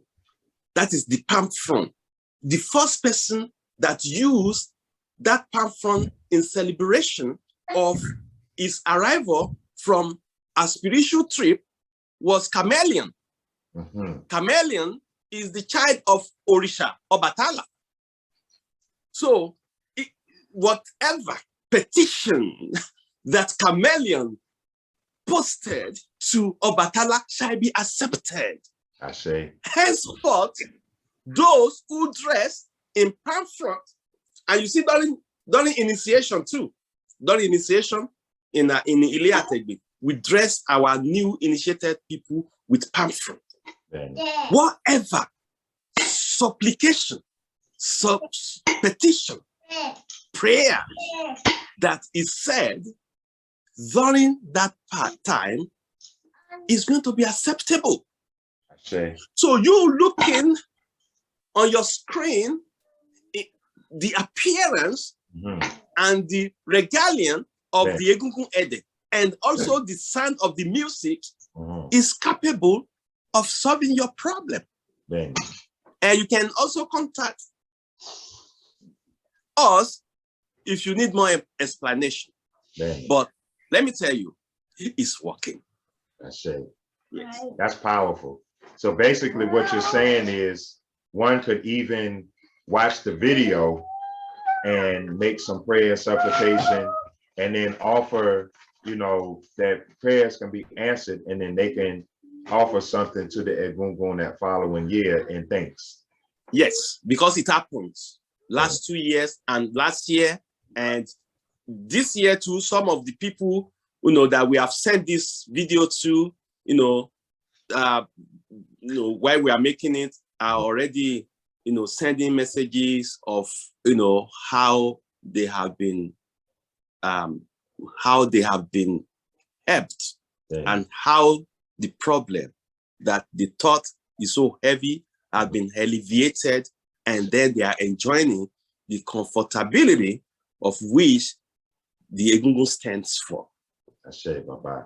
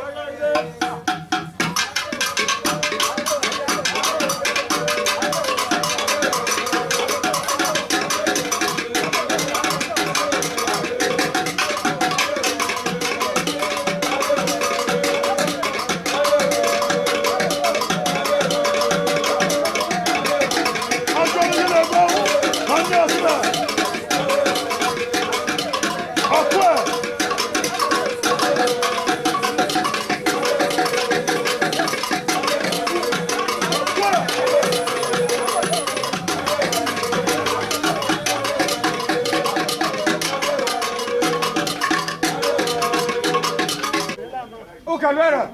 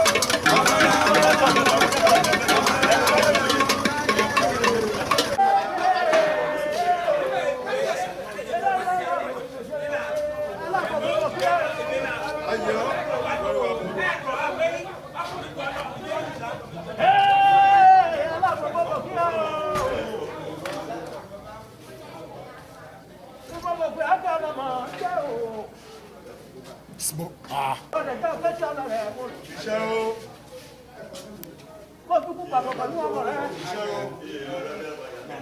Mọ̀mọ́ tó ń pariwo ọ̀yà o. Ọjọ́ nípa ti ṣe o. Ọjọ́ lọ́nà pépà. Ọ̀nà kan nípa àti wọn mọ̀ lójú ẹ̀dá lójú o. Ọjọ́ mi ló gbó kàmúkàmú o. Kọ́jọ́ àṣọ ọkàn ká tó palẹ́ ọ̀rẹ́ hàn. Àṣẹ wà. Ẹyin kan bá tilẹ̀ ní ẹ̀míràn lánàá. Àwíṣe àfọ̀gbọ́n. Ọba kọ́lọ̀ ń lo kà bá mi tújì lẹ́yìn tó ṣe. Ẹ̀rọ àwọn yóò wà wó dáadáa. Òṣè jáde lé ní ìyá. Ọ̀kẹ́fẹ́. Ẹ làkúrẹ́ mi o. Àfọ̀fin bẹ́ẹ̀ ni tọ̀lọ̀. Mo kí o. Ẹ̀rọ ọ̀dọ̀ àgàdé ń jàfẹ́. Mo kí o. Ọmọdé mi ṣe bàjẹ́ o. Àṣẹ. Ẹ làkúrẹ́ mi o. Kó bójú tó kẹta ọmọ rẹ kórógódó. Mo dúkú lépa o. Mo bí tòde ní ọgbẹ́dẹ. Àṣẹ wà. Kọjọ́ ṣe kọjọ́ jẹ. Mo mọ̀ jọ́ ṣoṣẹ́ àrẹ jẹ́ o. Mo jẹ́rọ olórúkú ṣe ní ṣe. Àṣẹ. Èkó wọ́n dùn o. Ẹlẹ́kọ̀ọ́ dán ọ̀rọ̀ yọjú yìí o. Àṣẹ. Bí oníbàdí yé jẹ́ ọ̀rọ̀ náà gbẹ̀gbà. Àṣẹ. Kọ́ ló kiri ọlọ́run kan ní tènìyàn. Àṣẹ. Ẹlẹ́kùn kan bá ti tì kọ́ bọ́n tí o. Èyí kan bá ti fẹ́ sí kọ́ bọ́n sí. Kọ́mọ̀rọ̀gùn dàbú lórí ọmọ. Àṣẹ wà. Kọ́mọ̀rọ̀gùn dàbú lórí ọkọ. Àṣẹ wà. Kọ́mọ̀rọ̀gùn dàbú lórí ọjà. Àṣẹ. Kọ́ ní bàdí yé kan ọ̀nà gbẹ̀gbà. Àṣẹ. O rọ́bí aláàbùn o. Rọ́bí aláàbùn o. Ní àmójútó fún ọmọ. Ọba kọ́ lọ́wọ́ lọ́kẹ́ ábàmì tó yẹ lóyìn tókótó mi. Ògún pé olóòní àdá àti ìmúdẹ́pá. Ọjà pé olóòní àdá àti ìmúdẹ́pá. Ẹ àmọ́ ọ̀tọ̀ mọ́ ló bí tó rò mílẹ̀. Lípolípo lè dàmú tó kókó ìfún. Wọ́n ní ọlọ́mọ ni màá tún má lẹ́mọ̀ mi. Ó lábòrè bí o. Ẹ fábìlàdé kí mi kí ọ o. Ẹ fábìlàdé kí mi kí ọ o. Ẹ kọjá òun rí àṣẹ. Àṣẹ. Kọjá òun rí àjẹ kọjá òun rí àmú. Àṣẹ wà.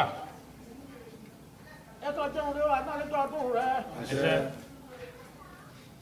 Ẹ kọ́ mọ̀ wọ́n lù sórí àṣẹ tí o. Àṣẹ. Ikú tó ọmọ akẹ́kọ̀ọ́ pa lóhùn lọ́wọ́. Àṣẹ wà. Kúrò tó jẹ́ ẹbí kúrò tẹ́jú alá. Àṣẹ. Ẹ fábìlàdé kí mi kí ọ o. Ẹ kọ́ mọ̀ fojú kọ̀kọ̀ tó kí náà mọ̀ òun. Ẹ kọjá òun rí sàgbéṣe o. Àṣẹ wà. Ẹ kọjá òun sọ ọ̀pọ̀ kẹ́ tó pa. Bí èyí kọ bá tilẹ̀ ní kẹ́kọ̀ọ́ ìgbẹ́dẹ̀ àánú. Ẹ gbọ́dọ̀ lè jẹ kárí. Olórí ẹbí o. Olórí ẹbí o. Ẹ bá àlàyé oúnjẹ ewé ẹlẹ́yìn ọmọ rẹ̀. Ẹ bá àlàyé náà ń jẹ́ àṣẹ lẹ́nu ìrẹ́ tó kó tó bí. Àṣẹ. Wọ́n á wọ́n yóò wà wọ́n lẹ́nu. Àṣẹ wà. Ẹnu àdàgbà pẹ̀lú olùkẹ́lùkẹ́lù. Àgbàdo àdàlù tó lè rí nígbà ẹ̀bọ́lá o. Ọmọ kí ó lè lè tó lè fọ́nrán mi náà máa jáde. Àmọ́ àmì ìlànà àbájọ fi yẹ yóò dẹ̀ tún ọmọ o. Adé á o, ẹgbẹ̀dẹ̀gbẹ̀dẹ̀ ẹ̀ṣẹ̀ jẹ́ tó pọ̀. Ọ̀kú ẹ̀ mú bọ̀. Lórí ẹbí rẹ̀ mi o. Ẹ̀ka alákàlábà alájáde ńlá mi kòlókòló lójoojú ẹ̀jẹ̀ wọn yìí.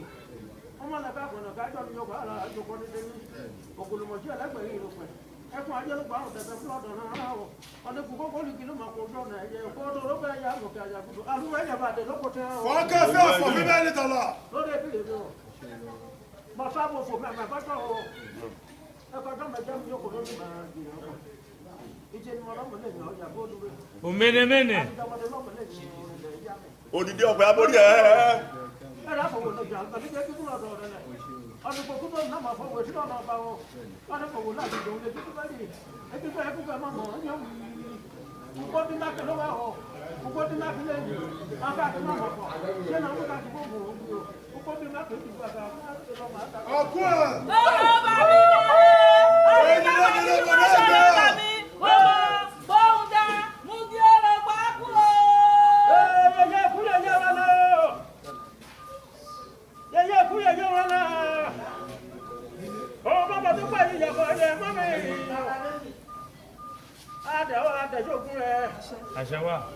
olórí àjọrẹ́ ẹ̀dẹ̀ àfàyà àwọn kò díje lànà òkùnrin mú fún tẹ́lẹ̀ ọ̀ òpó kàkàkàkà náà kọ́ ẹ bá nílò onínà ọ̀pọ̀nà dẹ̀ ẹ gbogbo ẹnu tẹ́jú náà mọ̀ bọ̀ ìyá bọ̀.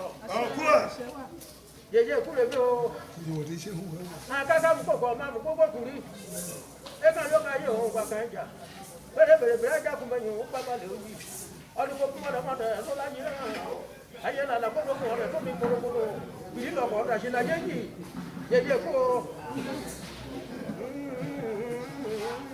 Urumale gbọ́mọlẹ̀. Ẹyin ló bẹ ògbódé ẹgbẹ́ yà. Mẹ́nẹ̀mẹ́nẹ̀. Erugu pamọ́ méjì. Ọ̀ṣọ́rọ̀ ẹ̀gàn. Alábàdé bí o. Mo ti kì ọ́ tó yẹ. Èyí mo kì í ní ìjọba yẹn sí. Alábàdé bí o. Mọ̀jáyé.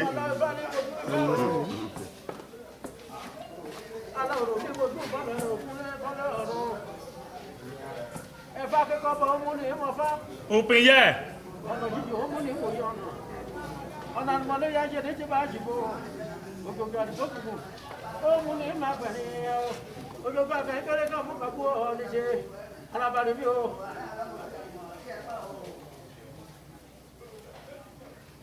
Fọ́mọ̀ tó jáwé ajẹ́bọ̀ o. Fọ́mọ̀ tó sì jáwé ajẹ́bọ̀ o.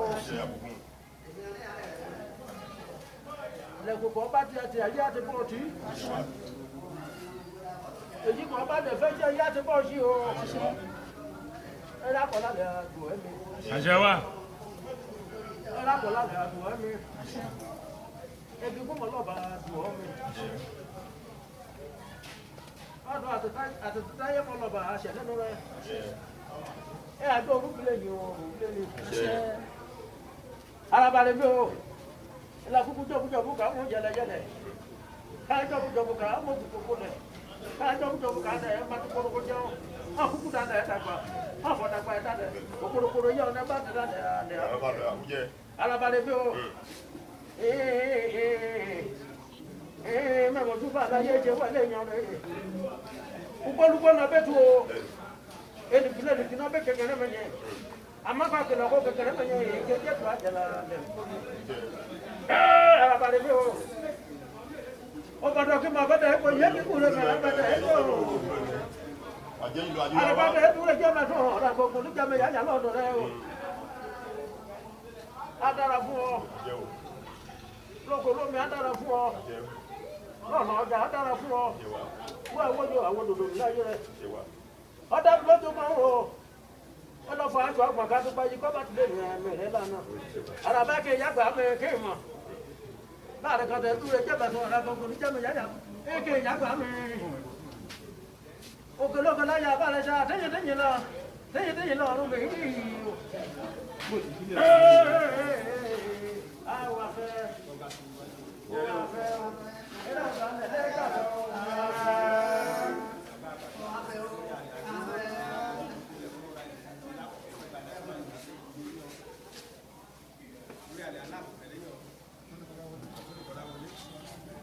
Wọ́n ká yàrá bí àwọn wá ẹgbẹ́ ìdòbí.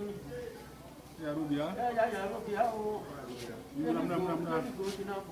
Ẹni bí de kí n náà fẹ́ fàṣ. Wá ẹgbẹ́ ìdòbí o. Tí wọ́n bá mi. Amú alùpùpù tó bá ti á lè kọ́. Lórí ẹbí rẹ̀ bí o. Lórí ẹbí rẹ̀ bí. Ẹ náà fọwọ́ lè jẹ́ àgbọ̀n ní jẹ́ kíkún lọ́dọ̀ rẹ̀ lẹ̀.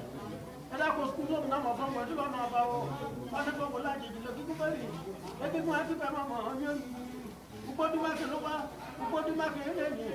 Àpákì máa mọ̀ ọ̀fọ̀jọ́ náà wíkà kí gbogbo ugbódúmákì gbogbo àkàkẹ́ o. Ìṣòro wo. Ọ̀nà ìṣẹ̀lẹ̀ ẹ̀dá àti òmùtò pa. Ọ̀gá fún mi lẹ́dẹ̀ẹ́ ẹ̀dá àti òmùtò pa. Wọ́n dà mọ́ ọ̀nà mọ́ òkè tó lò. Ẹ ọ̀dà mi lọ́gbọ́n máa mọ́ ọ̀nà mọ́ òkè tó lò. Olè náà lọ́mọ lọ́mọ àbá lẹ́mọ̀ mi. Ọlọ́mọ àti ọkọ̀ ká lọ́gbọ́n ẹni kọ́ náà lè dì ẹ̀ ọ̀nà ẹ̀kúlẹ̀ mi ọ̀. Wọ́n sọ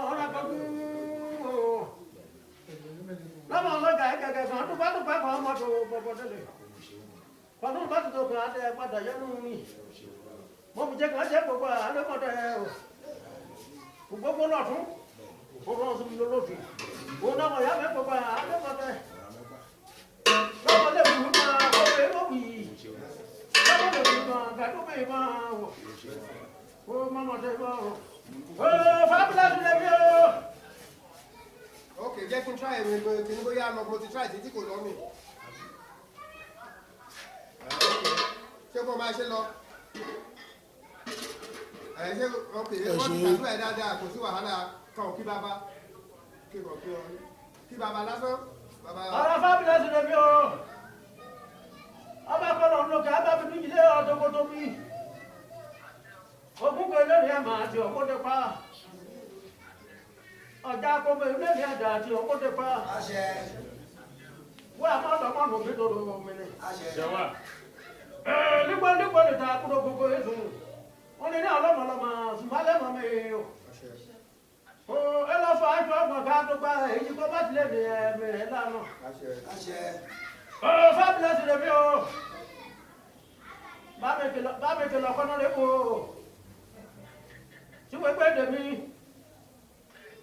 Mẹ́kẹ́ ẹ̀sán wà tó àrẹ́ ti dábì lóhùn. Bí wàá ṣe omi wọ́n ti fi ẹ̀kọ́ tí bí àfihàn àwọn ṣẹ́ẹ̀sì wọn lóhùn ṣe pàtàkì àwọn ṣẹ́ẹ̀sì wọn àwọn ṣẹ́ẹ̀sì fúnra rẹ̀ àwẹ́ ní ìrè ojoojúmọ́ ní ìpẹ́ra. Ọ̀rọ̀ ọmọdé fún mi dèjé mi o. Ọba kọ́nà olóògbé abábídú ilé ọ̀dọ́gbọ́dọ́ mi. Wọ́n ẹ̀wọ́n ni wà wó dáadáa nù. Ojere o bobo kibi o wa ya kibi o ojere o ojere bobo kibi kere bode kibi dile mama jala ko dale wu di be jato Ọkwa wa ya kibi o Orúkọ lọ́bẹ̀ ọ̀gá ìlọ́gbọ̀n. Jere o. Bàbá kọ́nà olùkọ́ àdáwùjọ lè ọdọ́gbọ́dọ́ bí i. Ó gbìyànjú lóògùn sọ máa jẹ́ dúkó. Jere o. Akẹ́kẹ́ nínú náà òjò kòkó rí o. Ọlọ́mú kankan nínú lápapọ̀ ọ̀tọ̀kọ̀ ẹ̀fọ́. Ayé nínú sílẹ̀ ẹ̀rọ akọ́ni ká gbé òjò pé kíkún mọ́ ọjà náà. Òjò pé jìbìtì mọ́ ọmọ ọjà nínú. Òjò wù gbọ́dọ̀ mọ́dọ̀lá àgàbùtọ̀. Wò ká lákẹ́kẹ́ fẹ́ bá. Ayé nana kọ́dọ̀ mọ́ ọ̀dọ̀ ẹ̀ tóbi kórókódó. Ìjọba ọ̀dọ̀ ọ̀yájẹ́ mi èyí o.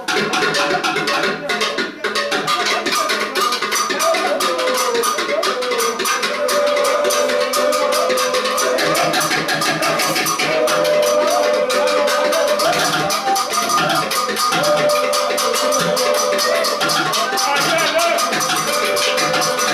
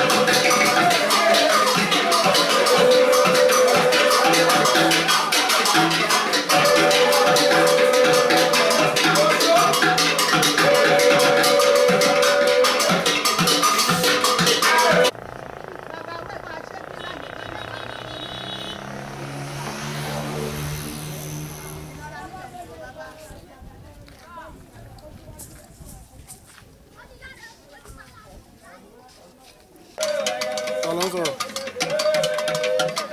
Èpòrò tó ya fọ́tò ló ń sọ̀rọ̀. Ta ló ń sọ̀rọ̀.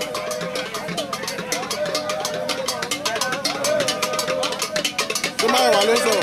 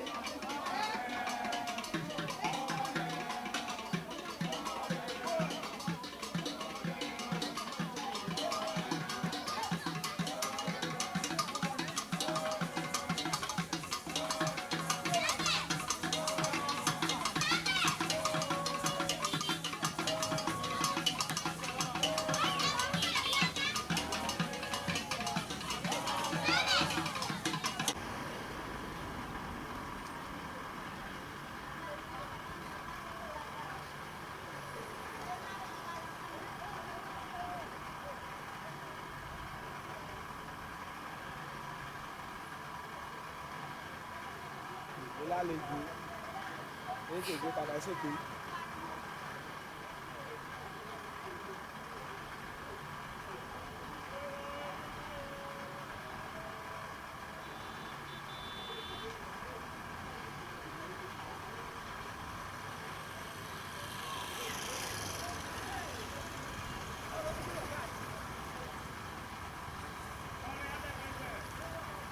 Ọlọ́mọ tí wọ́n bọ̀ báyìí.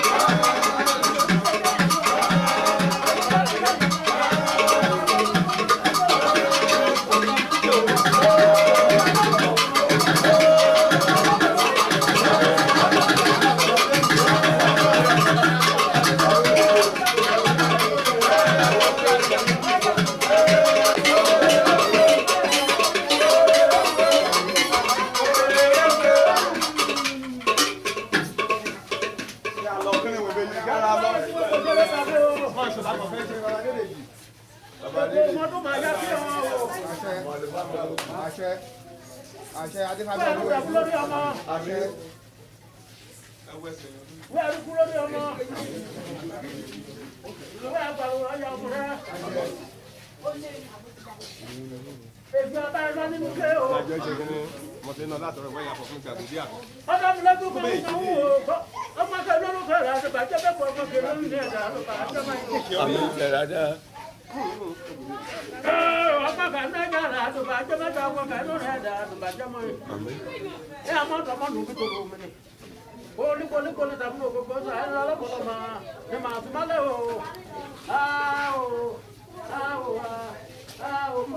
ọmọdé ìṣòro ọmọdé ìṣòro ọmọdé ìṣòro.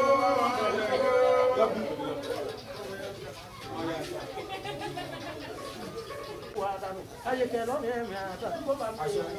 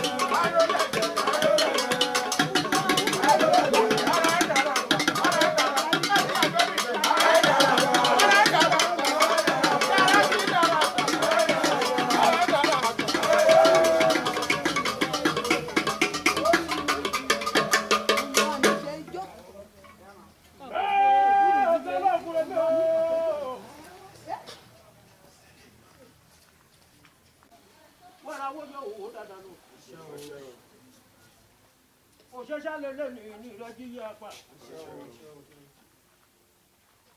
ẹ lọ fọ aṣọ ọgbọ̀n ká tó gba èyí kọ́ bá ti lè ní ẹ̀mí rẹ lánàá. ẹ kálákálá bá alájáde lámì kòlókòló lọ́lọ́dọ̀dọ̀ ẹ̀já oríire. ọmọdé kákọ̀ọ́nà kájọ́ ti jókòó ara jókòó ní dénì. ògòlòmọ̀ṣẹ́ lẹ́nu ní kókó kólíkì ní mọ̀kújọ́ ọ̀nà ẹ̀yẹ ẹjọ́ ológun ayé mọ̀rọ́kọ̀ dẹ́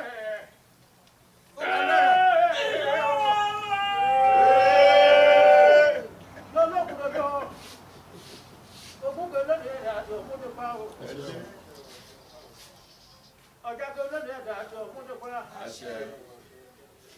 wọ́n ra mọ́tò gbẹ́dọ̀rọ̀ mi. lọ́lọ́gò ẹ̀ka kan gbogbo ọmọ gbogbo kù ní. ọ̀rọ̀ ẹ̀ka yóò ká yóò gbàgbà ẹ̀jà. bẹ́ẹ̀ bẹ̀rẹ̀ ẹ̀jà kún mẹ́yìn òun bá balẹ̀ òyì. bọ́mọdé ìjọba rẹ̀ o. láti kó fún ọ̀nà kẹ́ bọ́ mọ̀tò tó láyé náà o. ẹ̀yẹ́ ní mọ̀lá kọ́kọ́ yẹ kó fún ọ̀dà tó fi ìjọba ọ̀dà ṣe láyé jì. Ẹ̀yú ẹ̀.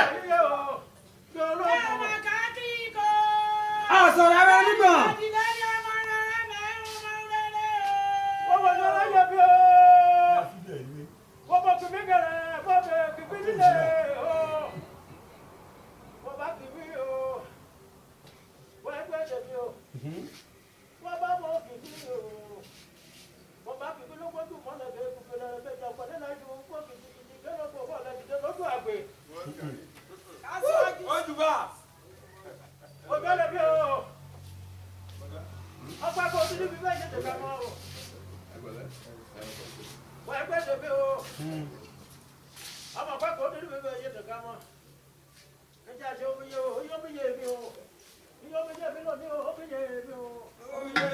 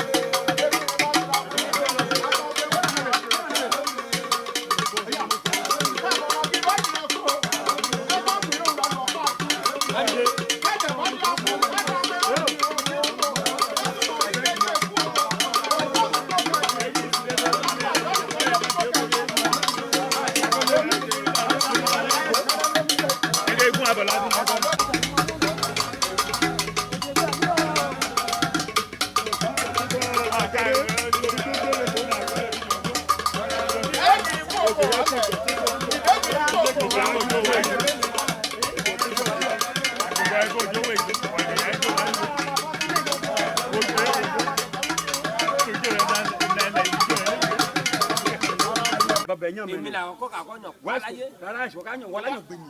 Ó máa yẹn lára ní àtàkàtà mi. Wọ̀tá Musa ọ̀tọ̀ ẹ̀ tọ́kọ́ lè. Fọwọ́ lákọ̀ọ́ kẹta wọ́n láyàn gbé mi. Ẹjọ́ àyùn tẹ̀lé o. Ẹjọ́ àyùn tẹ̀lé o. Olùdìbò ẹjọ́ lẹ́yìn mi o. Lẹ́yìn tẹ̀lé o. Olùdìbò yàn. Èmi ni mo fẹ́ jẹ sórí rẹ̀.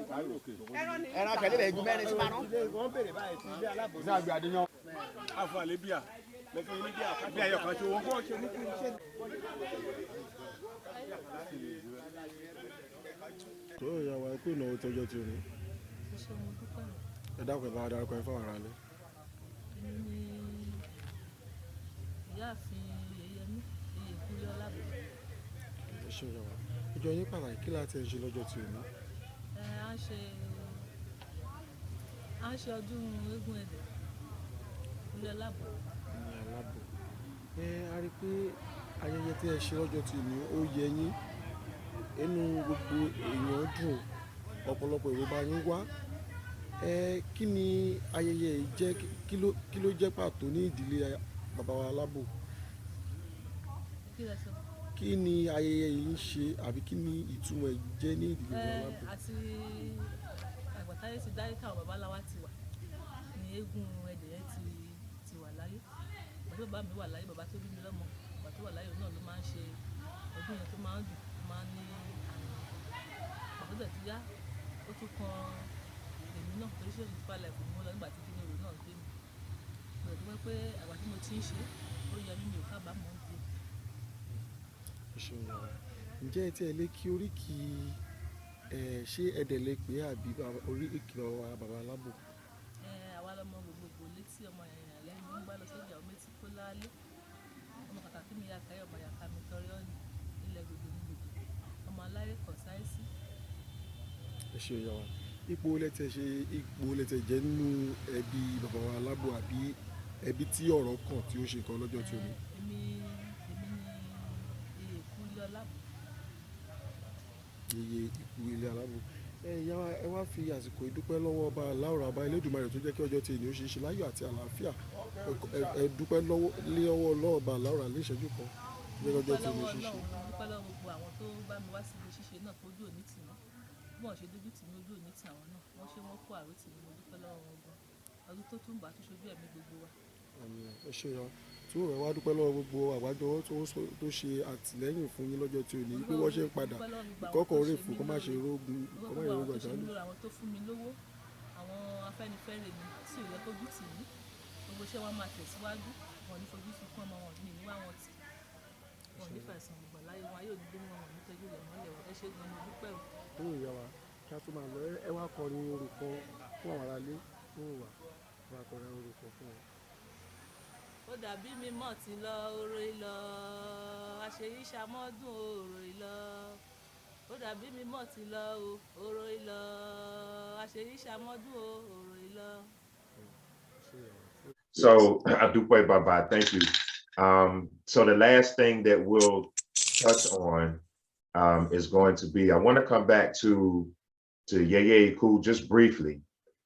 If you could briefly talk about maybe some of her role and her function and her duties. Is it more spiritual or is it more on the administrative side with the, helping with the faculties of Egungun, or what is Yeye Iku's role and function? And then also I believe she has a team or an entourage that assists her as well. And then briefly just touch on also what's the role and the function of women in the Egungun society in general. Thank you. It is both spiritual and administrative. Yeye Iku is the head of Yeye Iku Council. This council is made up of women.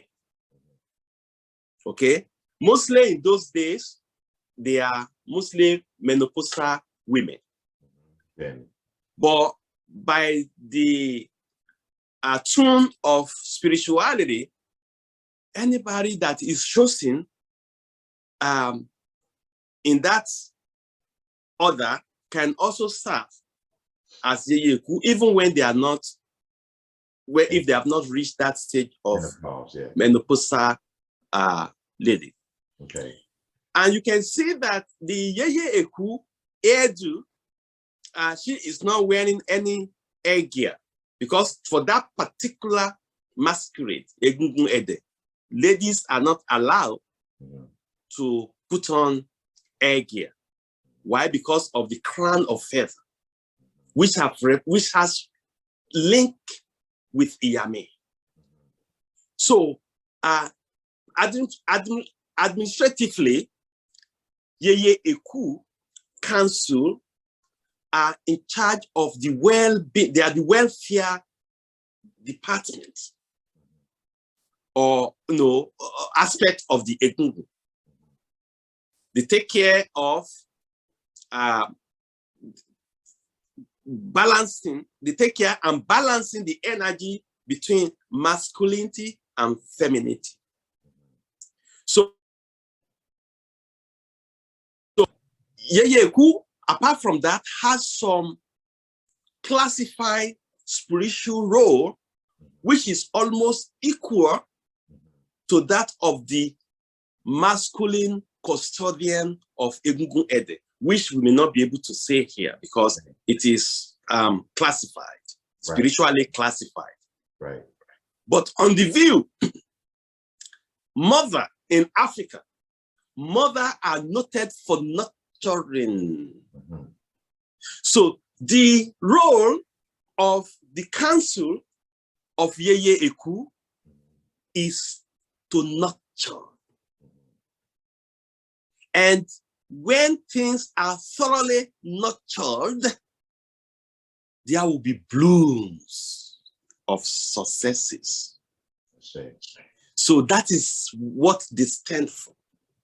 They have aspects. They are going to be, they have a lot of don'ts, that they don't have to do.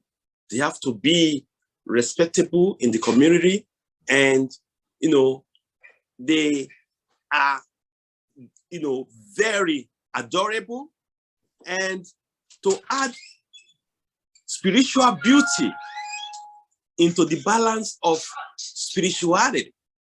So the function of Yeye Eku and Yeye Eku Council it involves the welfare, but not limited to welfare alone. There are so many things that they have to do before the masquerade is presented to the public, and after the masquerade retires into the masquerade shrine. Then there are children that needed to be taken care of. It is also the function of the council of Yeye Eku and Okpon. So why the masculine aspect of that, the custodian is Okpon, taking care of the band or the group of Egungun. You can see if one of the feather is removed, somebody is going to pick it. There's somebody in charge of picking the feather among the council of the male custodian, which is so that's the male. Okay. So they are council. There are in the council, some people are in charge of the music, some people in charge of security, some people in charge of taking note of those who are coming for gratitude and thanksgiving. Then some people also in the Yeye Eku Council, that is one of the amalgamation between the Okpon and Yeye Eku, that is the male and female custodian. They have to take note of people who submit their petition. Sometimes the Egungun will prescribe some things. It can be norms, it can be changing your lifestyles, it can be detecting or prescribing some sacrifices. So people who couldn't understand will come, the female will come to Yeye Eku. That is after the festival, right, or during the festival. And the male will go to the Okon. Okay. Okay. And the Opon over here also could be like the Alagba, right? Over here we say. Yes, in other departments, Okon is known as Alagba, Baba Moriwo. No, the functions are the same thing. Right. Sometimes many of the time anyway, Egungun Ede is extremely and unalloyed clairvoyance. It can see. And most of the time that the Egungun, the masquerade, for scars or, can tell you some messages. They have the councils of Alagba and the Yagan or Okon and Yeye Eku needed to take note. That's part of their duty, because it's not just dancing and dancing. It is very important. Right. So they take note of some key things and they note without writing anything. But today you can write something because everything is like digital, live, and know that the particular message has been posted to a particular lineage, or that you said you should take 2 kola nuts and 1 coconut for your head rogation. That might be the end of your problem. It is their duty. They are not carried away by the fun. I said we have fun, but they're not carried away by that fun. Right. And this is why everybody, regardless of your religion, in Yoruba land, respect Egungun. Right. It's not just ordinary person. There's certain preparation to pre-Egungun festival. The person who is going to be in charge of the masquerade have to do some things, some preparation about 3 months before the festival. Eat certain food, drink certain herbal infusion, bathe with spiritual herbs. The equal thing goes to Yeye Eku. They have to abstain themselves from certain things so that they are pure and spiritual. And so this is the aspect. And so that's why people respect Egungun, because it's not just for fun. These are the intermediary between the physical and the ancestral realm. Note that I said ancestral is like the nucleus of African spirituality. So that's part of their function, but not limited to that. Right. Yes. I do thank you for that, Baba. That's highly informative, and I know that that's a hot topic. A lot of people would like to know about the functions and the roles of Iyagan or Yeye Eku and the Women's Council with Egungun in regards to their role and functions and their duties. So I think what we'll try to do in the future is maybe we can get Yeye Eku and translate and do an interview with her. I think people would appreciate that. So, and we want to thank Baba again for the interview and answering the questions. Everything was highly informative, Baba. We appreciate you and we thank you as always. Thank you. I thank everybody, and I wish to see all of us in more vibrant health come next year. In this little verse of Irete and Ugbe, which is Ile Ategbe or Ategbe. It says that Gbemileri ki n ki fa rere fun o, Somekale nkero ẹ̀rọ ní bàbá mi kọ́ mi bàbá mi ó kọ́ mi lélẹ̀ ìwọ́n ṣe fá fún Ọ̀rúnmìlà Ifá ṣọdún ọdún nìtàn wọ́n ní yóò wá ṣe tẹ̀mí tówó ti gbogbo repo ó ní ọdún ńlá arógbó ọdún ńlá aráta ọdọọdún ńlá rọmọ obì lórí àtẹ ọlọ́dún tóun là ń ríye mọ́tì lórí òwú egungun àwọn akànàmàgbò kó wọn kí ìpọdún jẹ mọ́hù ọdún òní pa wá jẹ àwa náà a ní pọdún jẹ ìlọ́ba lanu kótó orin awo ló bọ́ sí i lẹ́nu ẹsẹ̀ tó nà ijó fà á ṣìbí dẹ́ẹ́gẹ́ báyìí ńlá agbọ́wọ́ ọjọ́ dẹ̀ẹ̀rẹ̀dẹ̀ níjó ń fasẹ̀ ayọ̀ ó lé ìpọ́dún jẹ́ o ìpọ́dún jẹ́ o àkànàmàgbò onífá àkànàmàgbò ìpọ́dún jẹ́ ọdún òní pa wá jẹ àwa kò ní pọ́dún jẹ gbogbo wa àkàlàmàgbò pọ́dún jẹ. What I'm trying to say is we shall live to celebrate many more. Thank you. Àṣẹ o. Ó dàbọ̀. Adúpẹ́ o bàbá. Àṣẹ. Ó dàbọ̀. Yes.